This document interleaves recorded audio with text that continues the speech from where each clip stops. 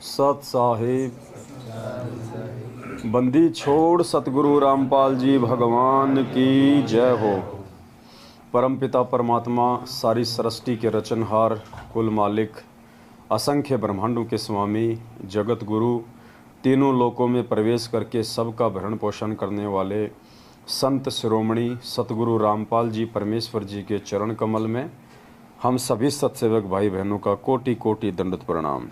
और live video देख रहे आप सभी भाई बहनों को सत साहिब। आज एक बार फिर से परमपिता परमेश्वर सतगुरु रामपाल जी भगवान के शुभ आशीर्वाद और सत प्रेरणा से, उनकी मेहर से पूना के महाराष्ट्र में आज दिनांक 23 जुलाई 2022 को सात संगति का ये दूसरा दिन है। एक बार फिर से परमात्मा ने पूना में दया बख्शी है। सभी भाई बहन मिलके परमेश्वर की सात संगति में बैठे हुए हैं, ज्ञान चर्चा के लिए बैठे हुए हैं।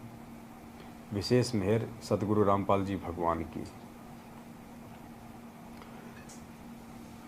पुण्यात्माओं, ये सात संगतियाँ जो परमेश्वर ने हमें दी है, ये हमारे को भक्ति मार्ग पे विश्वासी बनने के लिए दी है, ताकि हम किसी भी ऐरे गहरे व्यक्ति की बातों में आके, किसी भी ऐसे व्यक्ति के बहकावे में आके जो या तो हमारे परमपिता परमेश्वर जी से, उनके इस मार्ग से, या हम भाई बहनों से राग द्वेष ईर्ष्या रखता है, या जो आत्मा जो है काल प्रेरित है। तो परमेश्वर हमारे को इतना दृढ़ विश्वासी बनाना चाहते हैं कि अगर ब्रह्मा विष्णु महेश भी आध्यात्मिक ज्ञान चर्चा के लिए अगर तुम्हारे सामने आ जाए तो भी तुम मार ना खाओ और उनको उल्टा मुंह की खा के जानी पड़े। इतने विश्वासी परमात्मा हमें इस ज्ञान को लेके जो है बनाना चाहते हैं। अब ये आप और हमारे ऊपर निर्भर करता है कि हम कितना विश्वासी बनना चाहेंगे और कितना नहीं बनना चाहेंगे। भगत समाज के विषय में परमात्मा ने बताया कि भगत समाज शुरू से ही बेचारा भोला होता है और उसके भोलेपन का फ़ायदा हमेशा से उन विद्वान लोगों ने उठाया है जो थोड़े बहुत अक्षर ज्ञान युक्त हुआ करते थे। जैसे पहले के समय में अक्षर ज्ञान हर किसी को नहीं होता था, ना किसी को पढ़ाई लिखाई का अधिकार होता था, एक दो जाति वालों को छोड़ के। तो जो लोग अक्षर ज्ञान युक्त थे उन्होंने सदा नीचे तमगे वाले लोगों का फ़ायदा उठाया, उनका शोषण किया। तो परमेश्वर ने बताया कि पुण्यात्माओं, 4 युगों से तुम लोग केवल शोषण का शिकार होते आए हो। ये चौथा युग मैंने जो तुम्हें दिया है भक्ति के लिए, तुम सबको मैंने अक्षर ज्ञान से युक्त कर दिया है। अब ये जो चौथा युग है, विशेषकर बिचली पीढ़ी का समय, ये परमात्मा ने भक्तों का समय बताया है। इस समय सब लोग परमात्मा को पहचानेंगे, सब लोगों को परमेश्वर की जानकारी होगी, सभी अपना आत्म कल्याण करवाएंगे। अब इस आत्म कल्याण के मार्ग में काल भी कोई कमी कोई कसर नहीं छोड़ेगा जीव आत्माओं को भ्रमित करने की। और काल की एक दूसरी चाल परमात्मा ने बताई कि काल केवल अपने लोगों के बीच में आके ही हमारे को भ्रमित करने का कुप्रयास करेगा। तो हमने बहुत ही सावधान रहना है। कोई भी व्यक्ति किसी भी प्रकार से यदि हमारे अंदर शंका पैदा करने का प्रयास करे, चाहे वो जगत वाला हो, चाहे रिश्तेदार हो, चाहे हमारे भगत भाई बहन हो। जगत वाले तो केवल देवी देवताओं को लेके ही हमारे को भ्रमित करेंगे कि तूने वो छोड़ दिया, तूने बालाजी पूजना छोड़ दिया, तूने वो देवी देवता छोड़ दिए, तेरे साथ ये हो जाएगा, वो हो जाएगा, तू नास्तिक बन गया, तू मुसलमान बन गया, तूने हिंदू धर्म छोड़ दिया। वो तो इस प्रकार के हमारे को जो है ताने देंगे। और जो हमारे भाई बहन होंगे, हमारे भाई बहनों को लगेगा कि ये हमारे से कुछ ज़्यादा ऊपर बढ़ रहा है, इसका जो वर्चस्व है, इसकी जो जान पहचान है, वो संगत में थोड़ी ज़्यादा ऊंची बढ़ रही है, तो वो हमारी जो है टांग खींचना शुरू करेंगे उल्टी सीधी बातें करके।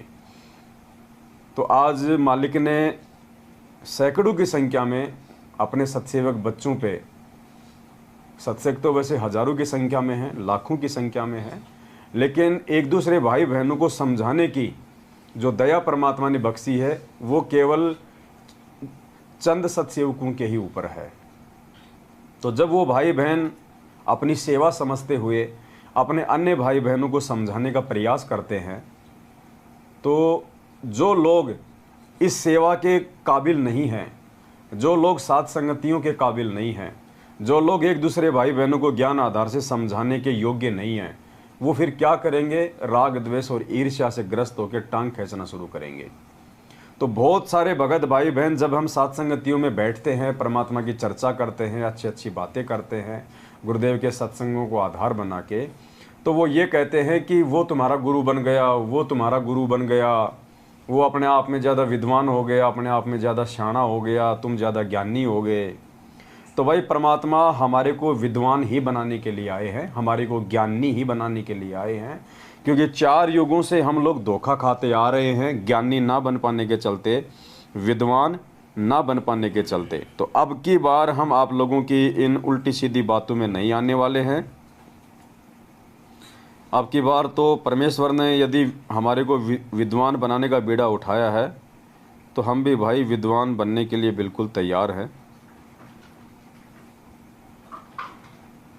और अब की बार आप लोगों की छोटी छोटी बातों में, आप लोगों के बहकाव में हम नहीं आने वाले हैं। हमने केवल परमात्मा प्रसन्न करना है, और परमात्मा प्रसन्न होगा भक्ति मार्ग पे ज्ञान को आधार बना के दृढ़ता के साथ में आगे बढ़ने से।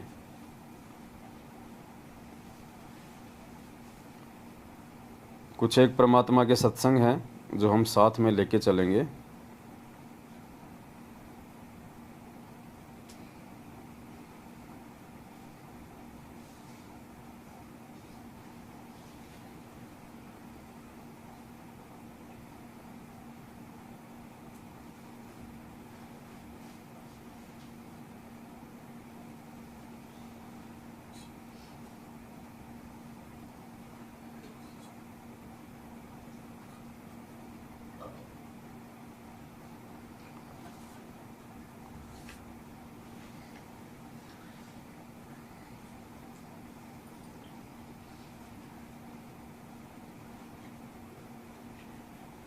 भूल जाता हूँ मैं वीडियो कहाँ रखे हैं, लिख के भूल जाता हूँ किस नाम से सेव कर रखे थे। तो कहने का मतलब है परमात्मा जिस मकसद से यहाँ पे आते हैं, परमात्मा उस मकसद को पूरा करवाने के लिए हमारे को विद्वान बनाना चाहते हैं, हमारे को ज्ञानी बनाना चाहते हैं, ताकि हम धोखा ना खा जाएं। और दूसरी बात, पुण्यात्माओं, परमात्मा ने अपने सत्संगों में कहा है कि जब बेटा युवा हो जाता है, जवान हो जाता है, तो हर बाप की एक ये इच्छा होती है, उसकी एक उम्मीद होती है कि वो बेटा बड़ा होके बाप के काम में उसका सहयोग करे। जैसे कोई किसान है तो वो चाहता है कि बेटा जब जवान हो, बड़ा हो, तो उसकी खेती बाड़ी के काम में उसका सहयोग करे। किसी का कोई व्यापार है, कोई बिजनेस है, तो वो यही चाहता है कि मेरा बेटा बड़ा होके मेरे काम धंधे में मेरा हाथ बटाए। अब हम सब के जो पिता हैं आत्मा के, सतगुरु रामपाल जी भगवान, वो यहाँ पे भक्ति रूपी खेती करने के लिए आए हैं, और वो चाहते हैं कि मेरे बच्चे मेरे इस आध्यात्मिक कर्म में वो मेरा सहयोग करें। और पुण्यात्माओं, आज उसी दिशा में परमात्मा अपने सत्सेवक बच्चों को आगे बढ़ा रहे हैं। हम सत्सेवकों ने इस बात को समझ लिया है, हमने जान लिया है, पहचान लिया है कि हमारे जीवन का मकसद क्या है, हमारा भविष्य किस चीज़ में है, हमारा हित किस चीज़ में है, हमारा हानि या हमारा फ़ायदा कौन सी चीज़ में है। तो उसी दिशा में हम परमेश्वर के ज्ञान को आधार बना के आगे बढ़ रहे हैं। टांग खींचने वाले टांग खींचते रहेंगे, लेकिन हमने परमेश्वर के वचनों को आधार बना के ही आगे बढ़ना है। तो परमेश्वर जो चाहते हैं अपने बच्चों से, सत्सेवकों से, उसी दिशा में हम आगे बढ़ रहे हैं। तो सुनिए परमपिता परमेश्वर जी के मुख कमल से। जिस काम को भगवान करना है और वो हमें दे दिया।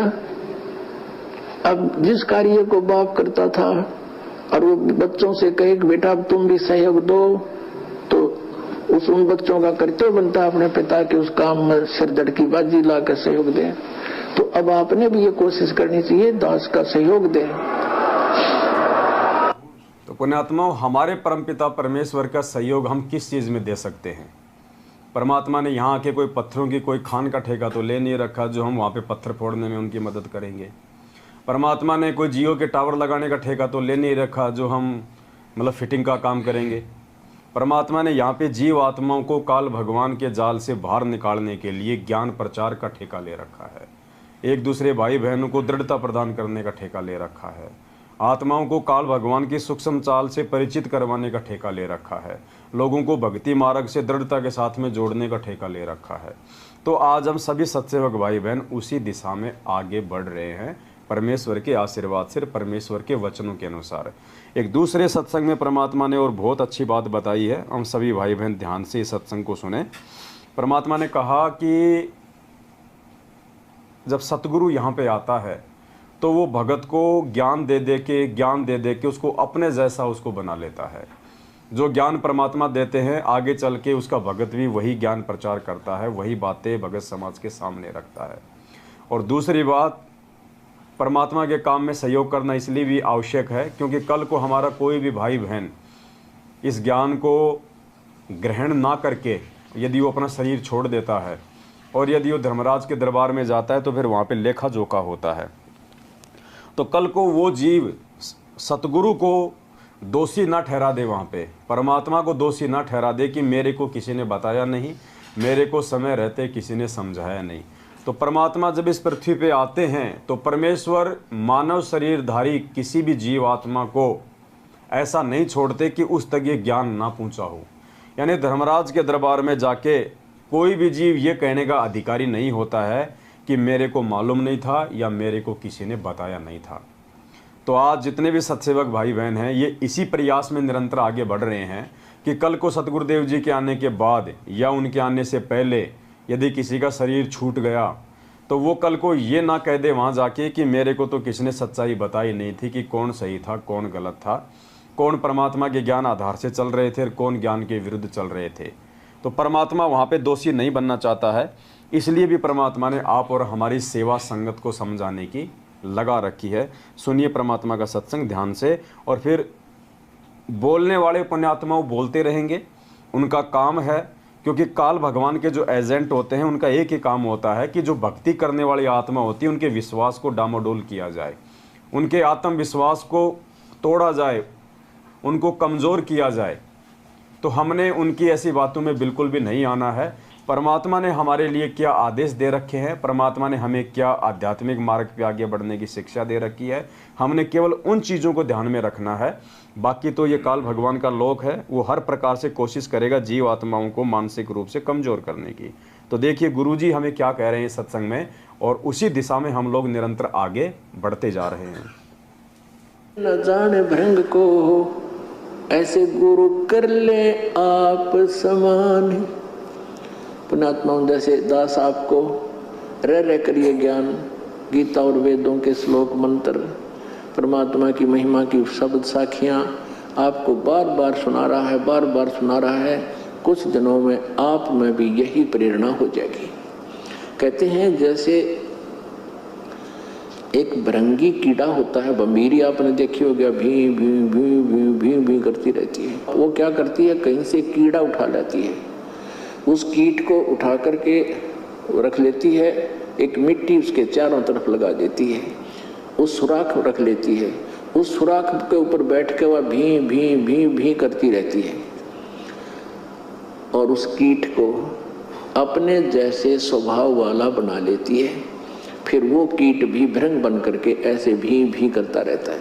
तो ये जो ज्ञान है गुरुजी के विषय बता रहे हैं कि सतगुरु जो होगा आपको इस प्रकार ज्ञान देगा और आप जी को ऐसा ज्ञान भर देगा, आप भी फिर अपने बहन भाइयों को मित्रों को ऐसे भी करना शुरू कर दोगे। ये स्वाभाविक है, क्योंकि इस मार्ग पर आने के बाद अपने मोक्ष की चिंता समाप्त हो जाती है। फिर हमें चिंता बनती है कि देख मेरा मित्र है, मेरी सहेली, भाई है, बहन है, कोई रिश्तेदार है, तो वहाँ दौड़ते हैं, वहाँ काल विद्यमान होता है और 100 बार समझाते हैं, पुण्यात्मा मान जाते हैं, जिनके अभी संस्कार कमज़ोर हैं वो आनाकानी करते रहते हैं। तो हमारा कर्तव्य है कि इस संदेश को जन जन तक पहुँचाएं ताकि कल को हम दोषी ना बन जाएं, क्योंकि हमें ज्ञान हो गया। और फिर वो जिनके पास ये संदेश पहुँच रहा है, जैसे दास ने पुस्तक बनाई है, प्रवचन किए हैं, CD बनाई है, और जन जन तक आप जी भी संदेश भेज रहे हो, किसी को बता रहे हो, समझा रहे हो, फिर वो प्राणी नहीं मानता है तो भगवान दोषी नहीं रहा,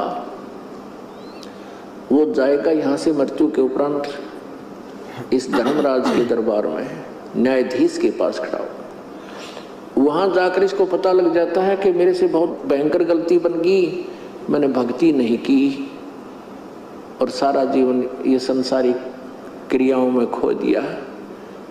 और वहां वचनबद्ध होकर आया था, भगवान अब के मनुष्य जीवन दे दो, मैं बहुत भक्ति करूंगा, अपने पेट के लिए धंधा भी करूंगा लेकिन आपको नहीं भूलूंगा। और सबसे पहले वही गलती की, धंधा याद रह गया पर भगवान भूल गया। तो परमात्मा कहते हैं कि यदि हमें जानकारी हो गई है सत्य असत्य की, ज्ञान अज्ञान की, भले और बुरे की, और उसके बाद यदि हम अपने अन्य भाई बहनों को नहीं समझाते हैं तो फिर हम परमात्मा के दोषी हो जाएंगे। तो हमें इस बरवाला कांड का जो षड्यंत्र है इसकी हमें पूरी जानकारी हो गई है, और वर्तमान में परमेश्वर ने जो ज्ञान दिया है 27 वर्षों से, वो भी परमात्मा ने सद्बुद्धि देके हमें समझा दिया है। इसलिए हमारी जिम्मेदारी बनती है कि हमारे जो अन्य भाई बहन हैं जो अभी इस स्तर पे नहीं पहुँचे हैं और जो काल भगवान के एजेंटों के झांसे में हैं, तो हमारा ये परम कर्तव्य बनता है कि हम उन भाई बहनों तक संदेशा पहुंचाएं ताकि वो अपनी मर्यादाओं को बचाएं, उन काल प्रेरित लोगों का साथ छोड़ें और अपनी भक्ति में आगे बढ़ें, परमात्मा को जो है वो प्रसन्न करें। तो ये हमारी जिम्मेदारी बनती है और इस जिम्मेदारी को ना निभा के हम परमात्मा के दोषी नहीं बनना चाहते हैं। तो ये छोटी छोटी बातें थी जो आम तौर पे भाई बहन नहीं समझ पाते हैं, तो उनका थोड़ा सा भ्रम निवारण करना भी ये ज़रूरी होता है, ताकि हम आपस में बैठ के इस प्रकार से जो परमात्मा की चर्चा कर रहे हैं तो अपने मन में कोई शंका पैदा ना करे कि भाई वो तुम्हारा गुरु बन गया, वो तुम्हारा लीडर है, वो तुम्हारा नेता है। ये कोई राजनीतिक पार्टी नहीं है, ये आध्यात्मिक मार्ग है परमात्मा का। और परमात्मा कहते हैं कि गुरु से ज्ञान होने के बाद में, और ये ज्ञान भी ऐसा ज्ञान है जो पूरी दुनिया में नहीं है, आज से पहले ना ये ज्ञान किसी ने दिया ना कोई जानता था। परमात्मा ने आके ये ज्ञान दिया है आज 8 सितंबर 1951 को धरती पे प्रकट होके। तो ये ज्ञान पुण्यात्माओं या तो वो परमात्मा जानता है या परमात्मा से इस ज्ञान को जो प्राप्त उसके बच्चे हैं वो जान सकते हैं, वो बता सकते हैं। तो आज हमारे पूज्य गुरुदेव जी हिसार जेल में बैठे हुए हैं, उनकी गैर हाजिरी में उनके बच्चों को जो काल भगवान के जाल में फंसाया जा रहा है, उनकी मर्यादा तोड़वा के काल भगवान के बाड़े में भेजा जा रहा है। तो फिर ये हम जैसे भाई बहनों के सत्सेवकों की ये जिम्मेदारी बन जाती है कि हम अपने भाई बहनों को हर संभव कोशिश करके उन तक हम ये ज्ञान पहुंचाएं, जानकारियां पहुंचाएं, ताकि वो उधर से निकलें, साथ संगति से जुड़े, इस सत्य के मार्ग से वो जुड़े। तो ये मन में छोटी छोटी जो खरपतवार है काल भगवान बीच बीच में कुछ काल प्रेरित लोगों के अंदर प्रेरणा करके संगत में पैदा करवाता रहता है, तो हम उनकी बातों में ना आए, हम उनके झांसे में ना आए, और हम विश्वास और दृढ़ता के साथ में कि परमात्मा ने हमारे कोई अनमोल सेवा बख्शी है, और ये सेवा जो आज हम सत्सेवक कर रहे हैं ये युगों युगों बाद परमात्मा अपनी किसी आत्मा की झोली में डालता है। हर किसी के बस की बात नहीं है सतगुरु रामपाल जी भगवान के मार्ग में, उनके मिशन में उनका सहयोग देना। ये केवल कुछ बिरले आत्मा होती हैं जिन पे परमात्मा ये रजा बख्शता है, क्योंकि हर व्यक्ति हर भगत इन सेवाओं के काबिल नहीं होता। परमात्मा कहते हैं गुरु पद सेव बिरला कोई, जहाँ पर कृपा साहिब की होई। तो गुरु जी की जो पद्धति है, गुरु जी का जो मार्ग है, जो मिशन है, उसको कोई बिरला भगत ही जान सकता है, पहचान सकता है। तो पुण्यात्माओं, उन बिरले भक्तों की सूची में हम सत्सेवकों को परमात्मा ने लाके खड़ा किया है। तो हमने इन छोटी छोटी बातों पे ध्यान नहीं देना है, हमने अपने मिशन को नहीं भूलना है, हमने निरंतर आगे बढ़ना है। और वैसे भी जिस आदमी को पहाड़ पे चढ़ना होता है वो फिर चूहे और बिच्छुओं के काटने की टेंशन नहीं करता है। चूहे और बिच्छू तो आएंगे उसके मार्ग में उसको रोकने के लिए, लेकिन वो चूहे और बिच्छुओं की चिंता नहीं करता है। तो कुछ एक हमारी संगत वाले ही काल प्रेरित भाई बहन अपनी जो छोटी मोटी अटपट जो फेसबुक पे, व्हाट्सएप पे कमेंट्स वगैरह के माध्यम से, मैसेज वगैरह के माध्यम से जो करते रहते हैं, जो हमारा मनोबल कमज़ोर करने का जो कुप्रयास करने की कोशिश में रहते हैं, हमने ऐसे लोगों से भी सावधान रहना है। और किसी भी अरे गहरे व्यक्ति के कुछ भी बोलने से, कुछ भी कहने से हमने अपने मकसद से पीछे नहीं हटना है। सब परमात्मा हमारे साथ में है, परमात्मा की दया से ही ये सात संगतियाँ हो रही है। परमात्मा की रजा से ही हम इतनी दूर दूर से आते हैं और परमात्मा की विशेष मेहर से हम उनके द्वारा दिए गए ज्ञान के ऊपर विवेचन करते हैं, विचार विमर्श करते हैं। अन्यथा पुण्यात्मा, ये जीव के बस की बात नहीं है कि परमेश्वर के द्वारा दिए गए ज्ञान पे भी वो चर्चा कर सके, क्योंकि ये चर्चा करने के लिए भी बहुत कुछ चीज़ों की आवश्यकता होती है। अगर आपके मुख से कोई भी बात इधर उधर की निकल गई और वो चीज़ रिकॉर्ड हो जाती है और आपके द्वारा यदि कोई उल्टा विचार दे दिया गया, ज्ञान विरुद्ध विचार दे दिया गया और उस विचार को यदि किसी आत्मा ने भोलेपन में फॉलो कर लिया, तो आप कितने बड़े जो है आप दोषी हो जाओगे परमात्मा के। तो यहाँ पे एक एक शब्द सदगुरु रामपाल जी भगवान की इच्छा से और उनकी मेहर से निकलता है, वरना मुझ पवन दास की इस 2 कौड़ी के जीव की कोई औकात नहीं है कि मैं परमात्मा के द्वारा बताए गए ज्ञान के ऊपर भी कोई डिस्कस करके आप लोगों को बता सकूं, समझा सकूं। ये गुरुदेव की मेहर है जो दास भाई बहनों के बीच में बैठ के ये ज्ञान चर्चा कर रहा है। अन्यथा इस ज्ञान के ऊपर चर्चा तो ब्रह्मा विष्णु महेश काल और दुर्गा भी नहीं कर सकते, इतना ज्ञान देने के बाद भी। जबकि यहाँ तो परमेश्वर के सत्संगों का निष्कर्ष निकाला जा रहा है। जो बातें परमात्मा ने अभी तक अपने सत्संगों में नहीं बताई, उन बातों को आज उनके इन वचनों को आधार बना के वही परमात्मा हम जैसे 2 कौड़ी के जीवों के मुख से निकलवा रहे हैं।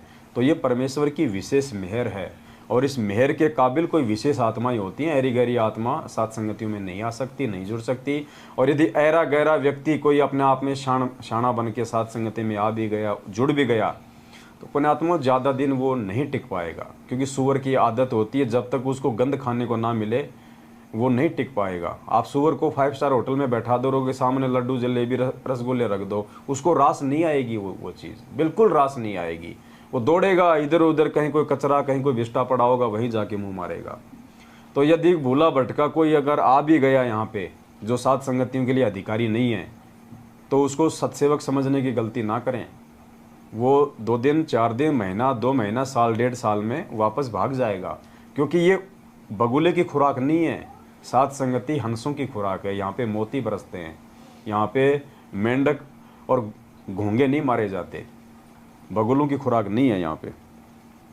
तो कहने का मतलब है हम भाई बहन बहुत ज़्यादा सावधान होके, क्योंकि जो समय आगे बढ़ेगा काल भगवान अपना चक्कर उतना ही तेज करेगा आत्माओं का मनोबल तोड़ने के लिए।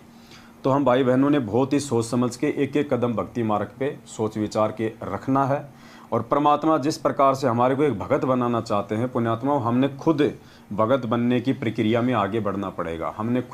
हम ये ना सोचें कि सामने वाला व्यक्ति ही अपने जीवन में परिवर्तन लेके आए। हमने खुद भी अपने जीवन में परिवर्तन लेके आना पड़ेगा। एक भगत के परमात्मा ने क्या लक्षण बताए, कितनी आधीनी, कितनी विनम्रता, कितना एक दूसरे को सुनना और किस प्रकार से सोच समझ के इस मार्ग पे आगे चलना, उस प्रकार से हमने चलना पड़ेगा। अगर हम ऐसे ही आते रहे, मालिक को भोग लगाते रहे, ज्ञान चर्चा होती रही और यदि हमने अपने जीवन में उन चीज़ों को नहीं ढाला, नहीं उतारा, तो कोई फ़ायदा नहीं, उल्टा हम परमात्मा के ही दोषी बन जाएंगे। तो कहने का मतलब है हमने ये नहीं देखना कि वो सतलोक जाएगा कि नहीं जाएगा, वो भगत बनेगा कि नहीं बनेगा, वो भाड़ में जाए। हमें उन चीज़ों से कोई लेना देना नहीं। हमने सबसे पहले अपने आत्म कल्याण की टेंशन होनी चाहिए कि मुझे भगत बनना है, मुझे परमात्मा की मेहर के काबिल बनना है, मुझे अपना आत्म कल्याण करवाना है। तो सबसे पहले हम परमेश्वर की मेहर के काबिल बने। परमात्मा हमारे को जिस कैटेगरी का भगत बनाना चाहते हैं उस कैटेगरी में हम अपने आप को ढालें, उनके वचनों के अनुसार हम परमात्मा को ये भक्ति करके मर्यादा में रह के परमेश्वर को हम प्रसन्न करें। तो लगातार दया हो रही है परमात्मा की। आज 23 जुलाई 2022 को एक बार फिर से महाराष्ट्र के पूना में सात संगति की मेहर हुई है। और जैसा कि परमात्मा ने हमारे को ये अनमोल पुस्तक दे रखी है, मुक्ति बोध, और इसमें इतनी कथाएं हैं, इतने सारे टॉपिक हैं कि हम रोज़ सात संगति इस पुस्तक को आधार बना के कर सकते हैं। और ऐसे ऐसी बातें इसमें हैं जिनको यदि हम अपने जीवन में ढाल लें तो पुण्यात्मा हमारे को भगत बनने में देरी नहीं लगेगी। तो परमात्मा की दया है। आज हम इस पवित्र पुस्तक मुक्ति बोध से पेज नंबर 77 लेते हैं और इसमें एक कथा है, सुदामा जी की कथा। सुदामा जी की आज इस कथा को हम लेके चलेंगे और हम परमपिता परमेश्वर से सद्बुद्धि की भीख मांगते हैं कि हे परमपिता परमात्मा, आपने इस कथा के अंदर जो सार, जो रहस्य छुपा रखा है, और इस कथा के माध्यम से आप अपने बच्चों को जो समझाना चाहते हैं, हमारे लिए जो चीज़ इसमें उपयोगी है, परमेश्वर आप हमें उस चीज़ को समझने की दया बख्शें, मेहर बख्शें, और परमात्मा उन क्रियाओं को हम अपने जीवन में लागू कर सकें, इतनी हमारे को हिम्मत भी दें। तो आज सतगुरु रामपाल जी भगवान के आशीर्वाद से, उनकी मेहर से, हम उन्हीं के द्वारा रचित पुस्तक मुक्ति बोध के पेज नंबर 77 से भगत सुदामा जी की कथा को आधार बना के, और हम अपने जीवन में इस कथा को कितना ढाल सकते हैं, हमारे लिए ये कथा कितनी उपयोगी है, इस बात को हम लेके चलेंगे। तो देखिए पुण्यात्माओं, ये जो कथा है, इस कथा में परमात्मा ने भगत और भगवान के बीच में जो मर्यादा होती है, जो रिश्ते होते हैं, जो प्यार और प्रेम होता है, वो परमात्मा ने समझाने का पूरा प्रयास किया है। तो हमने बहुत ही सावधानी से एक एक शब्द को सुनना है, और फिर हमने ये निष्कर्ष निकालना है, जब श्री विष्णु के अवतार श्री कृष्ण जी और सुदामा जी, जो ना ही तो श्री कृष्ण जी जो है वो कोई तत्वदर्शी संत थे, ना उनको कोई परमात्मा की जानकारी थी, ना कोई ज्ञान था, ना उनके पास में जन्म और मृत्यु का कोई समाधान था, और उनके जो परम भगत थे सुदामा जी, ना कोई सुदामा जी को ज्ञान था, ना सुदामा जी के पास में कोई मोक्ष मंत्र थे। लेकिन इतना सब कुछ ना होने के बावजूद भी जो चीज़ें हमारे पास में है, क्योंकि हमारे को पूर्ण परमात्मा सतगुरुदेव जी के रूप में उपलब्ध हैं, परमात्मा ने हमारे को पूर्ण ज्ञान दे दिया है, पूर्ण मोक्ष मंत्र दे दिए हैं, सतलोक जाने की पूरी विधि बता दी है। उसके बाद हमें क्या, हमारे पास में अगर कोई चीज़ की कमी रहेगी तो सिर्फ भगतपणे की कमी रहेगी। तो जो भगतपणा सुदामा जी में था, अगर वो भगतपणा, वो भगत के लक्षण, वो अधीनता, वो प्रेम, वो सूझबूझ यदि सतगुरु रामपाल जी भगवान की शरण में रहते रहते हम ले आएँ अपने जीवन में, तो पुण्यात्माओं गारंटेड हमारा मोक्ष है, कोई रोक नहीं सकता। इसीलिए परमात्मा ने ये अनमोल ग्रंथ और ये कथाएं हमारे को दी हैं, ताकि हम इनसे निष्कर्ष निकालें और उन महात्माओं के जीवन को आधार बना के हम उनके जैसा बनने का हम प्रयास करें। तो जो मौका मोक्ष प्राप्त करने का सुदामा जी के पास में नहीं था, इतने अच्छे साधक होने के बावजूद पुण्यात्माओं आज वो मौका परमात्मा ने आप और हमें दे दिया है। तो हमने इस कथा से यही निष्कर्ष निकालना है कि भगत होता कैसा है। पेज नंबर 77 मुक्ति बोध।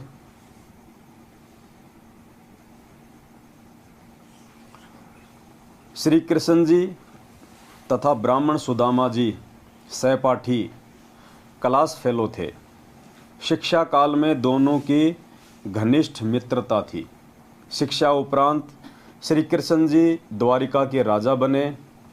सुदामा जी अपना पारंपरिक कार्य कर्मकांड करके यजमानी करने लगे। वे वास्तव में ब्राह्मण थे, ग्रंथों के ज्ञान के अनुसार अपने जीवन को चलाते थे, परंतु ऋषियों को ही ग्रंथों के गूढ़ रहस्य का ज्ञान नहीं था।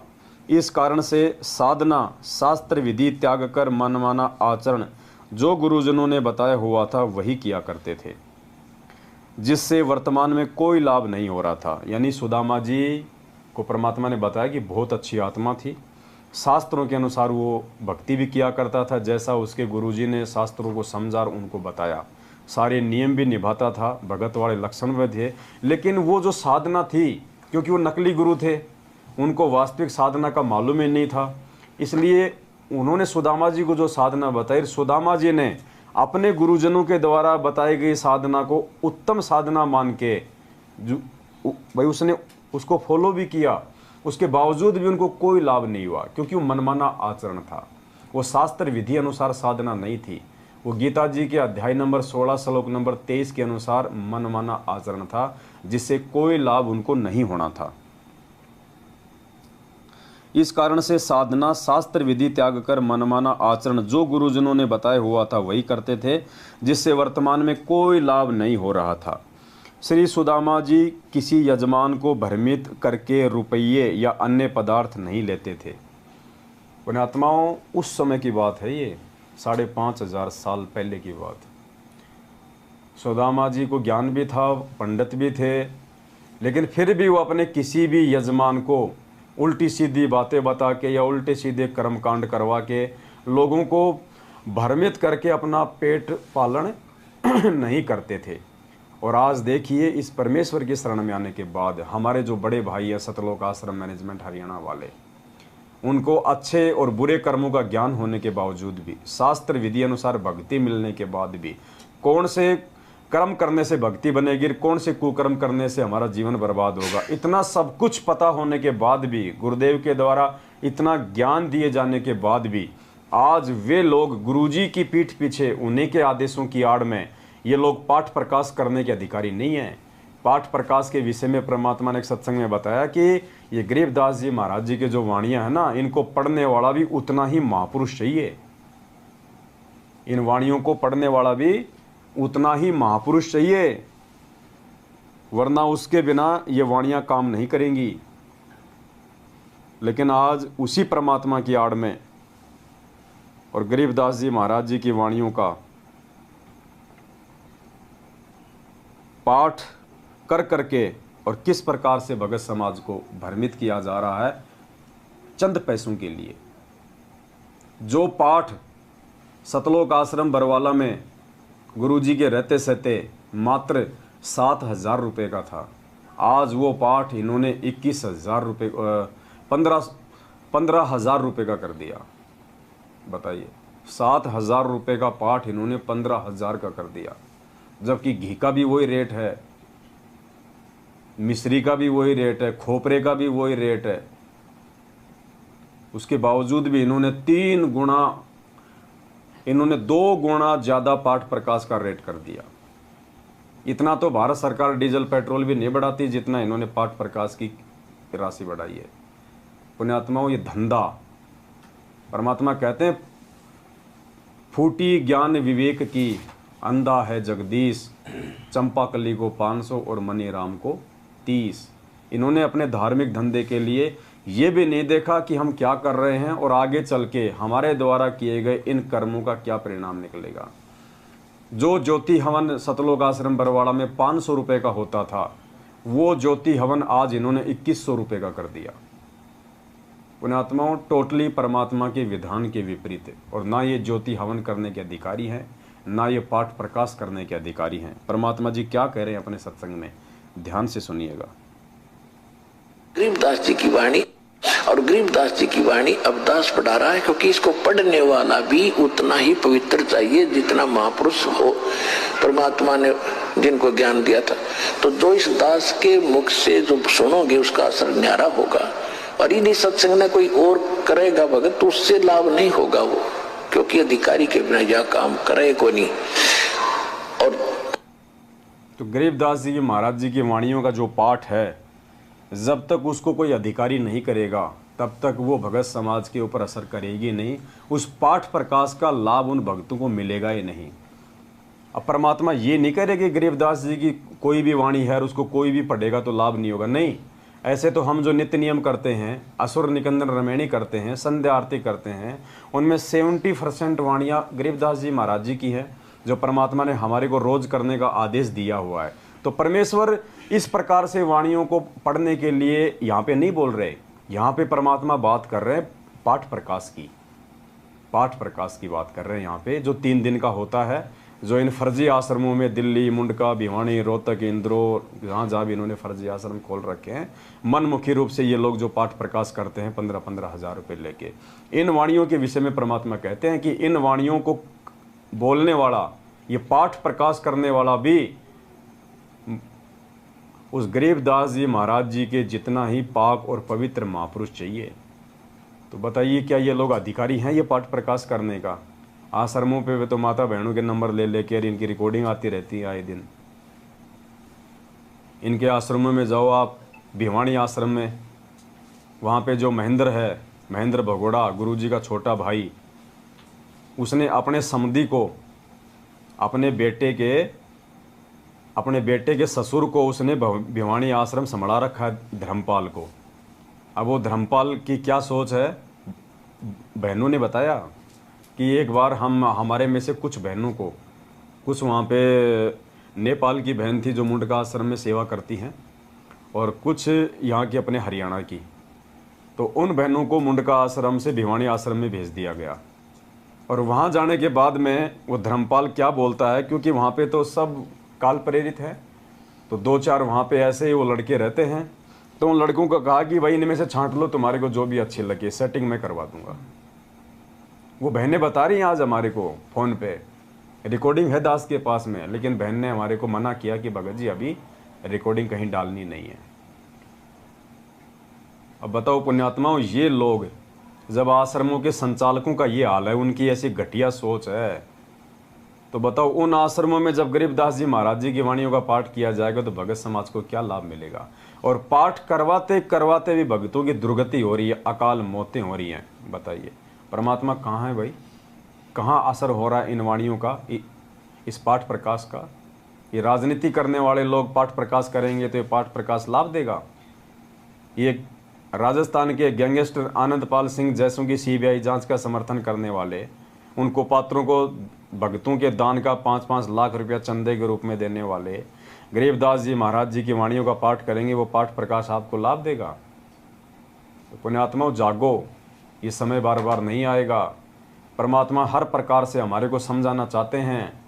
हमने 27 साल से भगवान की बातों को तवज्जो नहीं दी, महत्व नहीं दिया, लेकिन आज इन सात संगतियों के माध्यम से पुण्यात्माओं इन चीज़ों को समझो।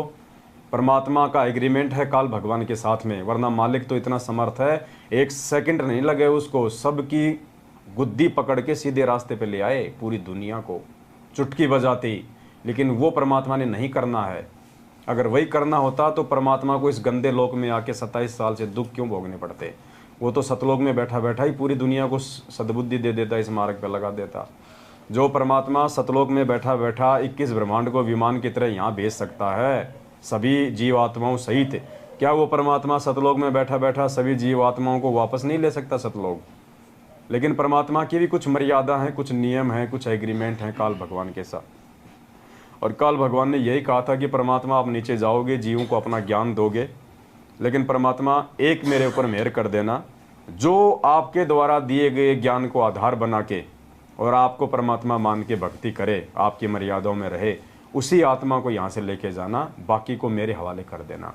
तो परमात्मा ने कहा कि तथास्तु, बाकी मेरे किसी काम की भी नहीं है। जो मेरे द्वारा इतने समझाए जाने के बाद भी अगर उल्टे ही कामों में लिप्त रहेंगे तो वो सतलोक जाने के काबिल नहीं है, वहाँ के लायक नहीं है। ऐसी आत्माएं तेरे अंडर में ही रहेंगी। तो यहाँ पे सुदामा जी के विषय में परमात्मा कह रहे हैं कि सुदामा जी किसी भी जीवात्मा को, किसी भी अपने यजमान को उल्टा सीधा ज्ञान या पूजा पाठ करवा के भ्रमित नहीं करते थे, जो भ्रमणा आज पिछले 7 वर्षों से सतलोक आश्रम मैनेजमेंट हरियाणा ने फैला रखी है। श्री सुदामा जी किसी यजमान को भ्रमित करके रुपये या अन्य पदार्थ नहीं लेते थे। और हमारे लिए भी ये शिक्षा है। हम जितने भी भाई बहनें जो सतगुरु रामपाल जी भगवान के बच्चे हैं, उनके भगत हैं, चाहे सत्सेवक हैं, हमारे को भी पुण्यात्मा अपने जीवन में इसी प्रकार से रहना है। चाहे हमारे को काम धंधे में नुकसान हो, चाहे लाभ हो, चाहे घर में हानि हो, चाहे बरकत हो, हमने अपने स्वार्थों को कभी भी सामने नहीं रखना है, बिल्कुल समाप्त कर देना है। हमने परमात्मा के भरोसे रख के चलना है। हम जिस भी व्यापार में हैं, जिस भी काम धंधे में हैं, जिसके यहाँ भी नौकरी करते हैं, चाहे लाखों रुपया हमारे सामने क्यों ना पड़ा हो, हमने 1 रुपया नहीं उठाना उसमें से। किसी भी प्रकार से उस मालिक के साथ में, उस व्यापार से हमने कोई चीटिंग नहीं करनी, कोई दगाबाजी नहीं करनी, झूठ छल कपट का सहारा नहीं लेना हमने, वरना परमात्मा उसी समय हमसे दूर हो जाएगा। उसी समय मर्यादा में रह के भक्ति करते करते भी यदि भगत के ऊपर कोई आपत्ति आती है तो पुण्यात्मा उसी समय दिमाग दौड़ा लेना, ये बात को गांठ बांध लेना। अगर मर्यादा में रहते रहते भी भगत के ऊपर कोई दिक्कत आ रही है तो वो परीक्षा है। परमात्मा चेक करना चाहता है हमारे को कि ये हीरा मेरा जो है कितना पक्का है या इसमें कितनी कमजोरी है, क्योंकि संकट में ही भगत की परीक्षा होगी, तकलीफों में ही भगत की परीक्षा होगी। लोहे का जब कोई औजार लोहार बनाता है, उससे पहले उसको आग में जलाता है, उसको लाल कर देता है, फिर उसके चोट मारता है। उसके बिना उसका वो औजार नहीं बनाया जा सकता जो लोहार बनाना चाहता है। तो हम भाई बहनों के ऊपर भी अगर छोटी मोटी कोई समस्या, कोई दुख तकलीफ आ जाती है भक्ति करते करते भी, तो हमारे को ये विश्वास होना चाहिए कि परमात्मा मेरे साथ में है और ज़रूर मेरा गुरुदेव, मेरा परमात्मा, मेरा भगवान मेरी परीक्षा ले रहा है कि मैं कितना उनको समझ पाया, कितने उनको ज्ञान को समझ पाया हूँ। मान लीजिए किसी के ऊपर कोई आर्थिक समस्या है, कोई पैसे की समस्या है, बच्चों की फीस नहीं भर पा रहा, मकान का किराया नहीं भर पा रहा, गाड़ी की वो किस्त नहीं भर पा रहा, तो उस समय उसकी वो परीक्षा है परमात्मा की तरफ से। अब इसमें एक चीज़ और होगी, ध्यान देना इस बात को। ऐसे समय में जब आपके ऊपर कोई आर्थिक संकट आएगा या वैसे कोई प्रॉब्लम आएगी या कोई शारीरिक कोई प्रॉब्लम है, तो बराबर में वो परमात्मा आपको 2-3 ऑप्शन भी देगा। अगर आपके ऊपर आर्थिक समस्या आ रही है तो किसी ऐसे व्यक्ति के द्वारा आपको ये प्रलोभन दिलवाया जाएगा कि यार वो शराब की गाड़ी है, बस कुछ नहीं, रात को वहाँ से वहाँ उसको ठिकाने लगानी है, 3000 रुपये एक रात में। अच्छा हाँ, अरे कुछ नहीं यार, वो छोटा सा काम है, बस वो शराब की पेटी वहाँ से वहाँ करनी है, बस 24 घंटे कमाएगा उतना तो 1 घंटे में मिल जाता है वहाँ। तो परमात्मा हमारे को बराबर में ऑप्शन भी देगा।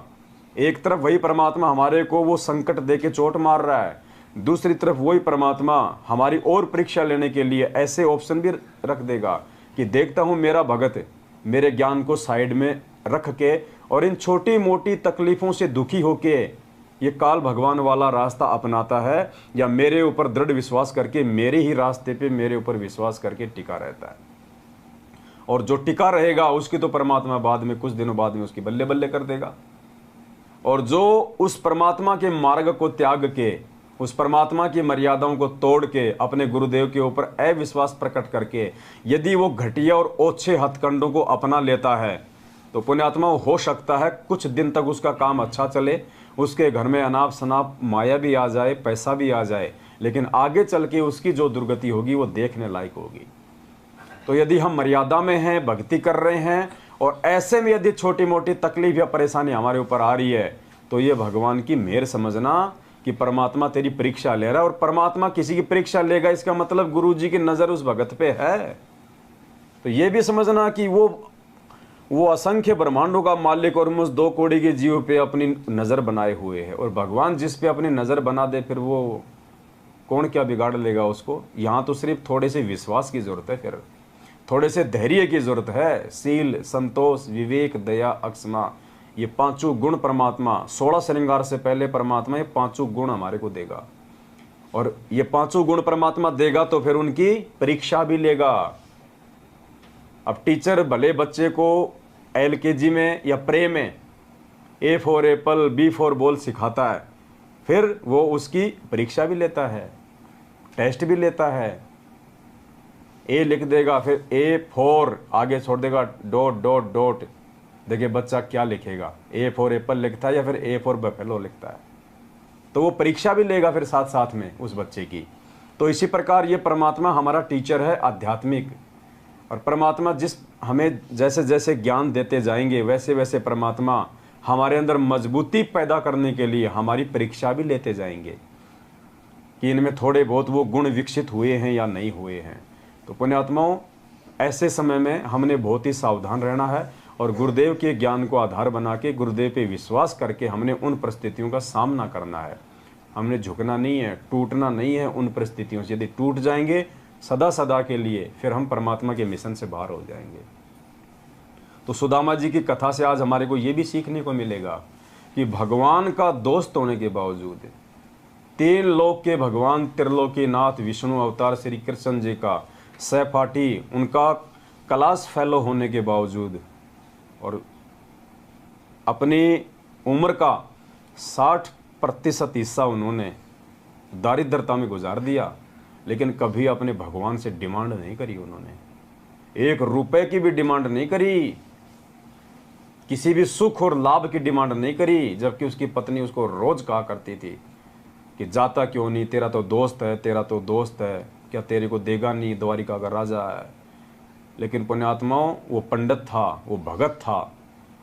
और हम क्या कर रहे हैं आज, जुखाम हो जाए तो भी गुरुजी से प्रार्थना, भैंस दूध ना दे तो भी गुरुजी से प्रार्थना। हमारे को शर्म आ जानी चाहिए सुदामा जी की ये कथा सुनने के बाद में। और विचार करना पड़ेगा लास्ट में इस कथा के कि हम कहाँ खड़े हैं, हम भगत की श्रेणी में हैं या आम व्यक्ति की भी श्रेणी में हैं या नहीं है। ऐसे परमात्मा नहीं मिलेगा, ऐसे भगवान नहीं मिलेगा, ऐसे सतलोक नहीं मिलेगा। श्री सुदामा जी किसी यजमान को भ्रमित करके रुपये या अन्य पदार्थ नहीं लेते थे, केवल अपना व परिवार का भोजन तथा कपड़े यदि आवश्यकता हुई तो ही लेते थे। कुछ दिन कोई क्रियाक्रम करवाने वाला नहीं आया, भोजन की समस्या पूरे परिवार को हो गई। सुदामा, देखो यहाँ से सुदामा जी की परीक्षा हो गई शुरू। सुदामा जी अपनी आवश्यकता के अनुसार ही उनसे रोटी और कपड़ा वगैरह मांगा करते थे, और वो भी केवल उसी से जिसकी वो यजमानी किया करते थे, जिसके घर पे वो पूजा पाठ किया करते थे। एक समय सुदामा जी के जीवन में ऐसा आया कि कोई भी पूजा पाठ करवाने वाला नहीं आया। अब सुदामा जी के परिवार पे आर्थिक संकट आ गया, रोजी रोटी की समस्या आ गई। आप सुदामा जी को देख के ना चलें, वरना हम इस कथा को जिंदगी में नहीं समझ पाएंगे। वो सुदामा, हम सभी भाई बहन अपने को समझें कि परमात्मा यहाँ पे सुदामा की जगह हमें रख रहे हैं। मैं पवनदास अपने आप को समझूं सुदामा, आप अपने आप को समझिए, तब ये कथा समझ में आएगी हमारे कि भक्ति के बाद में भगत पे वो दुख आएंगे, जानबूझ के देगा परमात्मा अपने भगत की एग्जाम के लिए। कुछ दिन कोई क्रियाक्रम करवाने वाला नहीं आया, भोजन की समस्या पूरे परिवार को हो गई। सुदामा जी की पत्नी ने कहा कि आपके 4 पुत्र छोटे छोटे हैं, भूख से बेहाल हैं। आप कहते हो कि द्वारिकाधीश श्री कृष्ण मेरे मित्र हैं, वे द्वारिका के राजा हैं, आप कुछ धन मांग लाओ। वे आपको मना नहीं करेंगे, क्योंकि आप कहते हो कि शिक्षा काल में वे आपके परम मित्र थे, वे आपके साथ घर आते थे और इकट्ठा खाना खाते थे। सुदामा जी ने कहा कि ब्राह्मण मांगता नहीं। पुण्यात्मा, भगवान से भी, सुदामा जी ने भगवान से भी कुछ नहीं मांगा। उसकी पत्नी के बोलने के बाद भी, और सुदामा को भी इस बात का पूरा विश्वास था कि अगर मैं श्री कृष्ण जी से कुछ मांगूंगा तो मुझे मना नहीं करेगा। उसके बाद भी उन्होंने कभी अपने मित्र से, अपने भगवान से किसी भी प्रकार की कोई डिमांड। और गुरुजी क्या कहते हैं बार बार अपने सत्संगों में, और हम क्या रोज संध्या आरती करते हैं कि हम क्या बोलते हैं, अंतर्यामी एक तुम आत्म के आधार, और जो तुम छोड़ो हाथ तो मोय कौन उतारे। हम अंतर्यामी भी कहते हैं गुरुजी को। अगर अंतर्यामी है और मानते हैं यदि हम हृदय से, तो क्या अंतर्यामी को पता नहीं कि मेरा बच्चा किस समस्या से जूझ रहा है, मेरे बच्चे पे क्या संकट आने वाला है, कब उसको किस चीज़ की जरूरत पड़ेगी? क्या अंतर्यामी को पता नहीं? क्या दुनिया का कोई भी बाप अपने बच्चे को अभाव में, तकलीफ़ों में देख सकता है? क्या आप मान लीजिए आप कोई धनी पिता है और आपके बच्चे ने यदि कोई साइकिल की डिमांड कर दी अपने पड़ोस के बच्चे को देख के, तो क्या आप उसको साइकिल नहीं ला के दोगे? ला के दोगे आप। जहाँ तक आपकी हैसियत है, आप सक्षम हैं। कोई भी बाप अपने बच्चे को दुखी नहीं देख सकता। अब ये तो दुनिया का सबसे धनी बाप है, ये तो समर्थ परमात्मा है, जिसने 21 ब्रह्मांड के स्वामी ज्योति निरंजन को भीख में 21 ब्रह्मांड दे रखे हैं। ये हमें क्या नहीं दे सकता? क्या इस अंतर्यामी को मालूम नहीं है? सब पता है। अपने प्रत्येक शिष्य और शिष्या के जीवन का इनको भली भांति पता है। मालिक कहते हैं, चीटी पायल बाजे पैर, साहिब सुनता है सब लहर। ये वो अंतर्यामी परमात्मा है जो चीटी के पैर की यदि पायल भी बना दी जाए, परमात्मा कहते हैं पहली बात तो चीटी के पैर की पायल बनना नामुमकिन है, और अगर वो बन गई तो बिल्कुल नॉइजलेस होगी, उसका शोर नहीं हो सकता। कहते हैं ये परमात्मा तो अगर चीटी के पैर में पायल बना के पहना दी जाए तो उसकी आवाज़ को भी सुनता है। उसको कहते हैं अंतर्यामी। ये हमें शिक्षा दे रहे हैं परमात्मा कि तुम्हारे को कितना विश्वास करने की आवश्यकता है मेरे ऊपर, तब जाके तुम भक्ति मार्ग पे आगे टिकोगे। वरना कल को शरीर तुम यहीं मांगते रहोगे मेरे से, मिनट मिनट में छोटी सी समस्या आई नहीं, हे गुरुजी ये क्या हो गया, वे परमात्मा मैंने तो ज्योति भी करा दी, मैंने तो पाठ भी करवा दिया, मैं तो तारीखों पे भी जा रहा हूँ, मैंने तो 4 बार नाम भी शुद्ध करवा लिया, फिर भी मेरे साथ ऐसा क्यों हो रहा है? हमने कोई खरीद रखा क्या भगवान को? नाम लिया था जब हमने एग्रीमेंट किया था कि गुरुजी मेरे तो पैर में कांटा भी नहीं लगना चाहिए, एग्रीमेंट किया था क्या? ये हमारी कमजोरियां हैं। वास्तव में अंतर्यामी से मांगा नहीं जाता। एक पंजाबी भाई ने कोई भजन बना रखा था जिसमें उसने कहा था कि सब किछ जानदा किस आगे कीजे अरदास। सब किछ जानदा, वो परमात्मा सब कुछ जानता है, तुम किसके आगे अरदास कर रहे हो। और अंतर्यामी के आगे अरदास करने का या अंतर्यामी से प्रार्थना लगाने का मतलब है हम अपने भगवान की बेइज्जती कर रहे हैं, हम अपने गुरु की बेइज्जती कर रहे हैं।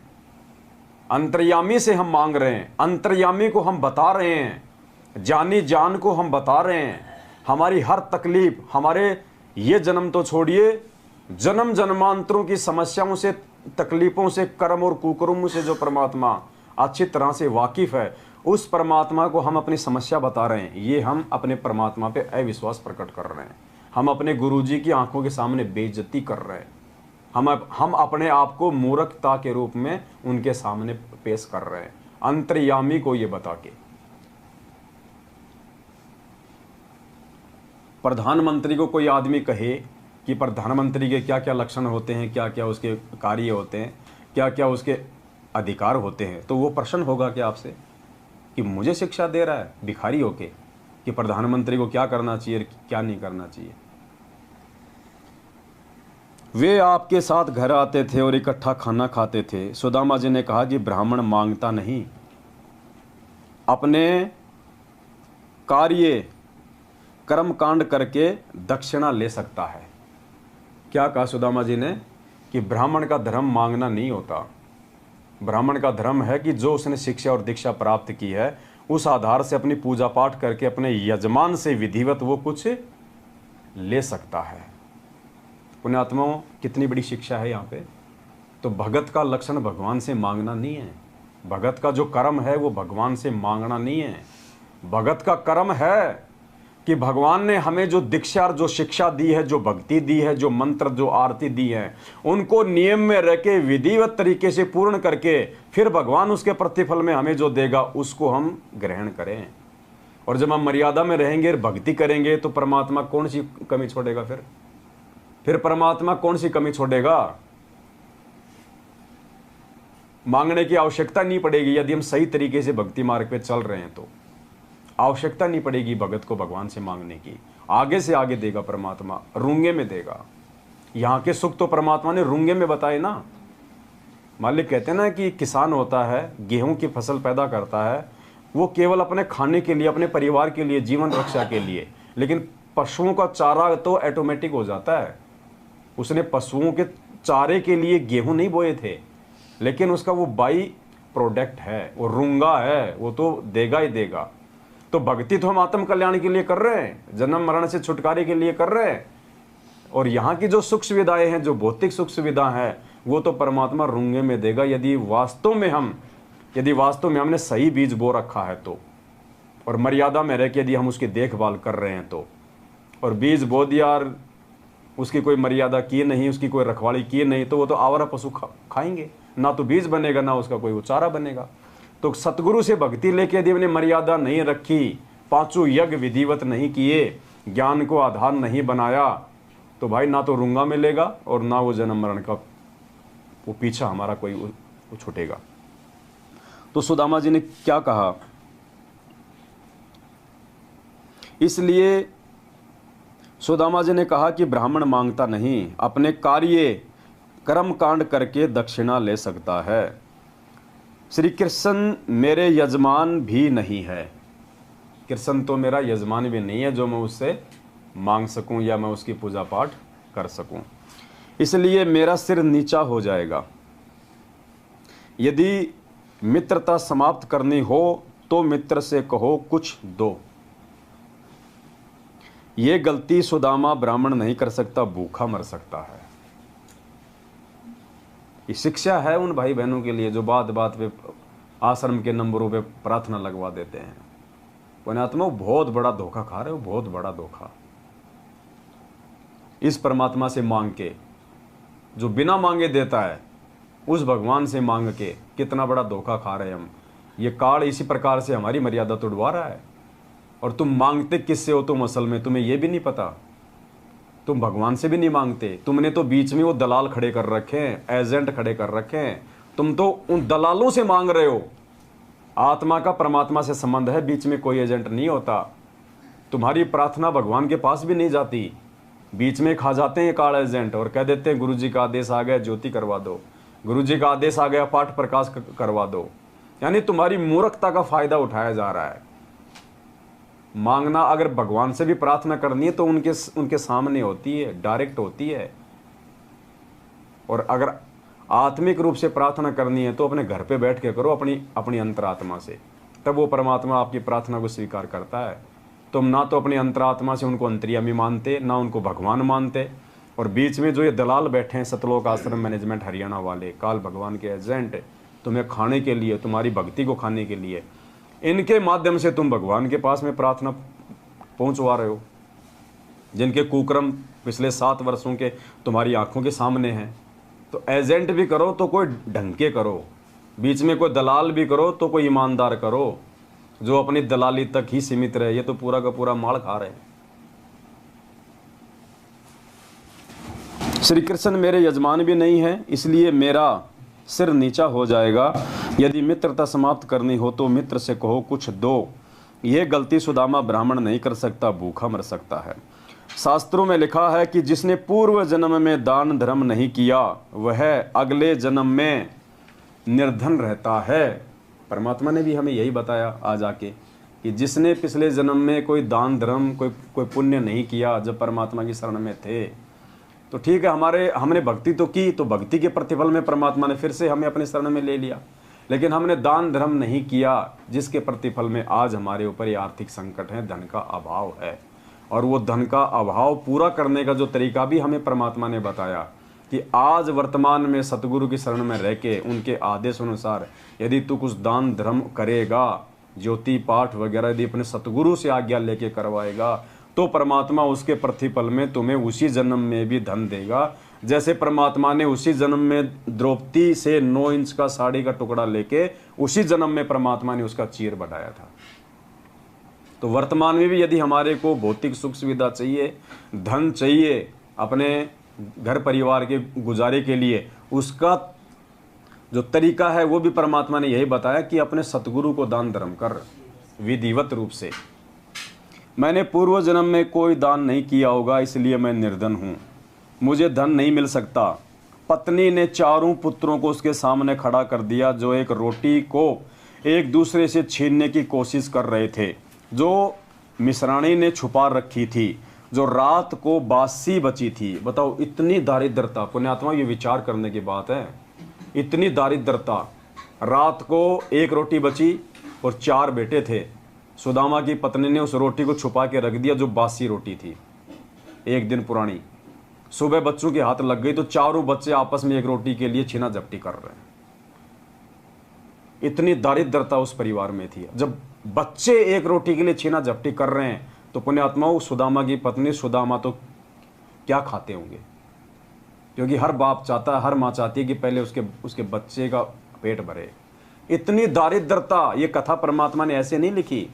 सुदामा जैसे लाखों भगत हो गए, दुनिया में आए गए, परमात्मा ने अपने हाथ काले नहीं किए लिख के। कुछ विशेष आत्माओं का जो प्रकरण होता है वही परमात्मा अपने सदग्रंथों में अपने हाथ से लिखते हैं। और परमात्मा ने जो सुदामा जी की कथा अपने हाथ से लिखी है तो कोई सामान्य कथा नहीं है, इसमें गहरे रहस्य हैं। यानी परमात्मा यह समझाना चाहते हैं कि नालायकों, विचार करो। आज यदि तुम्हारा जीवन में भक्ति करते करते सुदामा के जितने यदि दुख तकलीफ संकट आ जाए, इतनी दारिद्रता आ जाए, तो जिस प्रकार से सुदामा उस भक्ति पे टिका रहा विश्वास करके, क्या तुम टिकने के काबिल हो? अगर तुम टिकने के काबिल हो तो तुम परमात्मा के सतलोक में जाने के काबिल हो। इतना विश्वास हमारे को हमारे इष्ट पे, हमारे गुरुदेव पे चाहिए। परमात्मा कहते नाम सहित बेवतन भला, जो दर दर मांगे भीखा, और क्या हुआ छत्र की छाया चालाई और राजपाट धेली का। गुरुदेव कहते हैं कि इस पूर्ण परमेश्वर का नाम प्राप्त होने के बाद यदि तुम्हारे जीवन में ऐसा कोई दौर आ जाए कि तुम्हारे को 1 रोटी के लिए भीख मांगनी पड़ जाए हाथ में लेके कटोरा, या तुम्हारे को देश निकाला भी दे दिया जाए, तुम्हारे ऊपर कोई भी उल्टा सीधा कोई मुकदमा लगा के झूठा साचा, और यदि नाम तुम्हारे साथ में है परमात्मा का, तो भी तुम अपना शुक्र मनाना कि वो परमात्मा तुम्हारे साथ में है। यानी भगत के ऊपर यदि इतनी बड़ी बाधा भी आ जाए तो भी गुरु जी के कहने का मतलब है उसको अपने आत्मविश्वास को डामाडोल नहीं करना चाहिए, अपने गुरुदेव से जो है विश्वास को नहीं तोड़ना चाहिए। राजा हरिश्चंद्र की तरह अपने सत्य के ऊपर भगत को टिके रहना चाहिए। पुण्यात्माओं, दास को भी अच्छे से पता है, परमात्मा ने भी बोल रखा है, दास यदि आप भाई बहनों के बीच में बैठ के दो शब्द आपको बता रहा है ना, तो ऐसा नहीं है कि दास कोई इन चीज़ों से कोई दूर है। परमात्मा ने वो ट्रेन में वो पंडित वाली जो कथा, जो राम और भरत की जो कथा सुना रहा था ना, दास को अच्छे से पता है। इसलिए दास केवल उतना ही बोलेगा, वही शब्द बोलेगा जो समय आने पे दास उस चीज़ को पार कर सके, उस परीक्षा को दास भी दे सके अपने गुरुदेव के आशीर्वाद से। वरना मुझे ये कथा आप लोगों को सुनाने का कोई अधिकार नहीं है, लेकिन परमात्मा ने इस 2 कोटि के जीव को उतनी दृढ़ता दे रखी है कि यदि कोई समय आया इस भक्ति मार्ग में, ऐसा परमात्मा ने यदि कोई परीक्षा ली, तो दास उस परीक्षा को पार करने के लिए तन मन धन से तैयार है। तब दास ये बातें आप भाई बहनों को बोल रहा है, वरना मुझे खाली फोकट में ये बातें बोलने का कोई अधिकार नहीं है। लेकिन परमात्मा ने पहले से हमारे को उस रंग में रंग दिया है कि सुदामा तो क्या, सुदामा से भी अगर ज़्यादा दारिद्रता हमारे अंदर आ जाए तो भी हम आज सतगुरु रामपाल जी भगवान से नाता नहीं तोड़ सकते, अपने प्राण त्याग सकते हैं भूख के मारे, हम इनसे दूर नहीं हो सकते।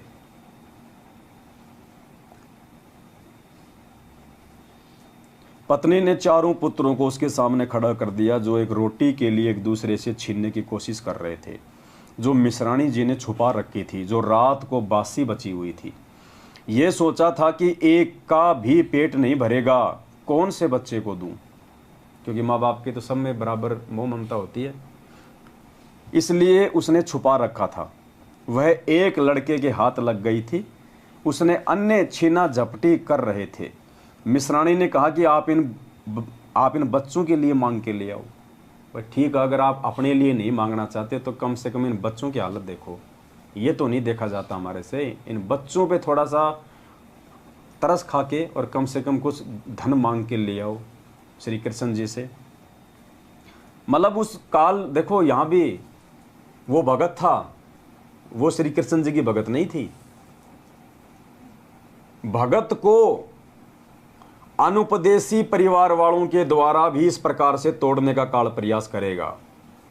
हमने नाम ले लिया, हमारी भक्तमती ने नाम नहीं लिया, माँ ने नाम नहीं लिया, भाई ने नाम नहीं लिया। अब काल क्या करेगा, हमारे को भक्ति क्रियाओं से विचलित करवाने के लिए उन लोगों में प्रेरणा करेगा, क्योंकि वो अनुपदेशी हैं। काल उनके अंदर आके बैठ जाएगा और उनके माध्यम से हमारे को दुखी करेगा, हमारे को वो परेशान करेगा। जैसा कि सुदामा की पत्नी के अंदर वो काल प्रवेश करके सुदामा को अपने उस पांडित्य कर्म से नीचे गिराने की वो कोशिश करवा रहा था कि सुदामा अपने उस भक्ति विधान को छोड़ के और भगवान के आगे जाके हाथ फैला दे, अपने उस मित्र के आगे। पुण्यात्माओं, ये परिस्थितियां गुरु जी समझाना चाहते हैं कि जब तुम भी नाम ले लोगे और तुम भी भक्ति विधान से मेरे मार्ग पे चलोगे मर्यादाओं के साथ, तो तुम्हारे साथ भी ऐसा ही होगा, तुम्हें भी तोड़ने का प्रयास किया जाएगा और उन लोगों के द्वारा प्रयास किया जाएगा जिनके सामने बहुत ही कम लोग हिम्मत कर पाते हैं उनके बातों का जवाब देने की, उनके सामने भी टिके रहने की। क्योंकि पति पत्नी का रिश्ता ऐसा ही होता है, हर आदमी अपनी पत्नी की बातों को नहीं काटता, डरता है वो कहीं बाल बच्चों को छोड़ के ना चले जाए, पीहर ना चली जाए, काम ना बिगड़ जाए, समाज में बेइज्जती ना हो जाए। तो काल ऐसे लोगों के माध्यम से ये हमारे ऊपर दबाव बढ़वाएगा ताकि ये जल्दी दबाव में आ जाए। तो हमने कितना सावधान रहना है। आज बहुत सारे भाई बहन कहते हैं ना अपन इंटरव्यू में कि मेरी पत्नी 6 महीने से मायके में है, उसने कहा था कि या तो बाबा रामपाल को रख ले इस घर में या मेरे को रख ले। तो भगत ने कहा कि यहाँ तो बाबा रामपाल ही रहेगा, तू सुबह जाती अभी निकल। और फिर क्या होता है, जब भगत इतनी दृढ़ता दिखाता है 6 महीने बाद में भाई को लेके आ जाती है, मेरे को छोड़ के आ जा। और उस समय यदि भगत झुक जाता तो हमेशा के लिए उसके ऊपर वो शेरनी बन के रहेगी, फिर भक्ति नहीं करने देगी।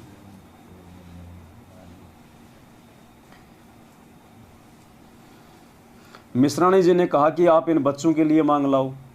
वह दृश्य देखकर सुदामा एकांत में जाकर परमात्मा से विनती करने लगा तथा आंखों में पानी भराया, हे प्रभु, ये क्या दिन देख रहा हूँ। मुझे पूर्व जन्म में कोई मार्गदर्शक ठीक नहीं मिला, जिस कारण से मैंने दान नहीं किया। हे प्रभु, मुझसे ये भूखे बच्चे देखे नहीं जाते। या तो मुझे मार दो या फिर इन चारों को अपने पास बुला लो। इतने में परमेश्वर कबीर जी, अब देखो पुण्यात्माओं, भगत श्री कृष्ण का कौन आया फिर देखो सुदामा के लिए। इतने में परमेश्वर कबीर जी यानी सतगुरु रामपाल जी भगवान जी एक यजमान का रूप धारण करके आए और ढेर सारा सूखा सीधा आटा, चावल, दाल, खांड, घी, नमक, मिर्च, बच्चों के कपड़े देके चले गए। देखो ये परमात्मा कितना दयालु है। जी भगवान की जय। तो पुण्यात्मा परमात्मा शिक्षा दे रहा है कि हमारे लिए कौन सी कमी छोड़ देगा। आज वर्तमान समय में जो हम सीधे हम उनके भगत हैं। सुदामा तो काल की भक्ति कर रहा था, फिर भी परमात्मा भक्ति को बनाए रखने के लिए, भक्ति को जीवित रखने के लिए और एक यजमान का रूप धारण करके आया और सुदामा के घर में काफी दिनों का सामान परमात्मा ने रख दिया। भक्ति किसकी कर रहा है, मांगने का वो किससे प्रयास कर रहा है। इसलिए परमात्मा कहते हैं ना, जगत का पेख ना पेख्या और धनी का नाम ना लेख्या।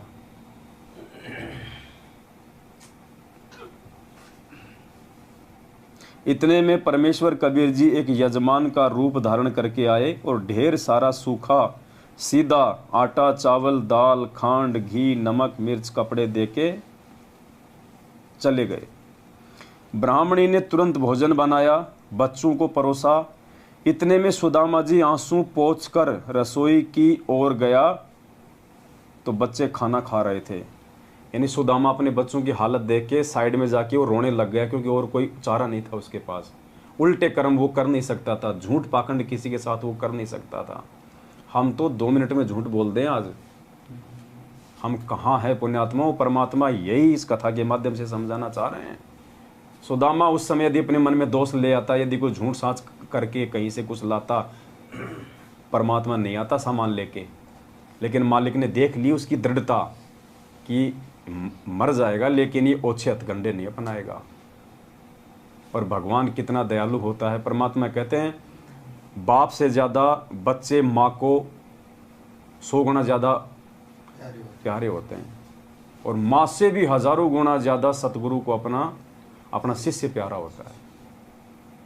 तो भगवान तुरंत आ गया वहाँ पे।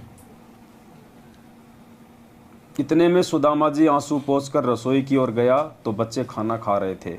पूछने पर पता चला कि कोई भगत आया था, ये सामान दान कर गया। सुदामा जी ने पूछा कि क्या नाम बताया था। पत्नी ने कहा कि दामोदर नाम बताया था। सुदामा जी ने अपने दिमाग पर जोर दिया तो कोई भी दामोदर नाम का यजमान उनका नहीं था।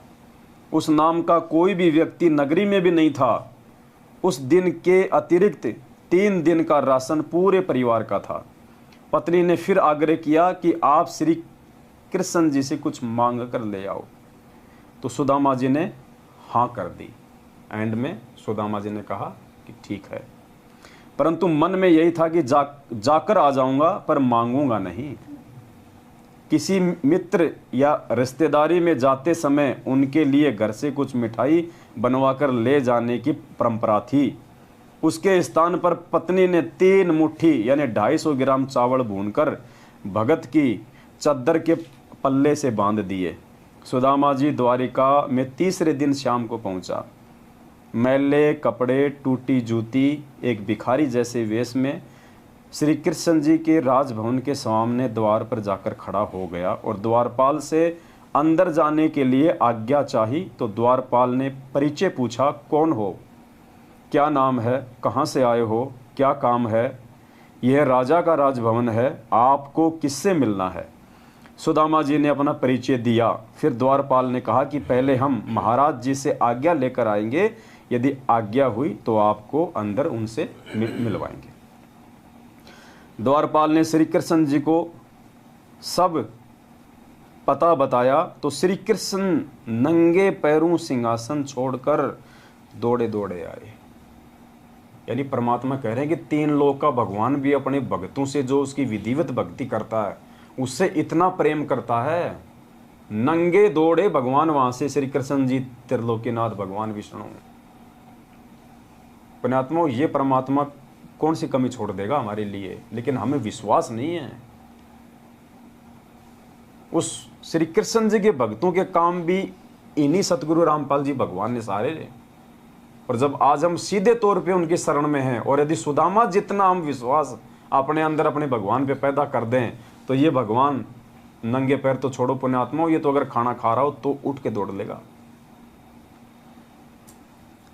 द्वारपाल ने श्री कृष्ण जी को सब पता बताया तो श्री कृष्ण जी नंगे पैरों सिंहासन छोड़कर दौड़े दौड़े आए और मैले धूल भरे कपड़ों सहित सुदामा जी को गले से लगा लिया और सिंहासन पर बैठा दिया, अपने सिंहासन पर बैठा दिया परमात्मा ने।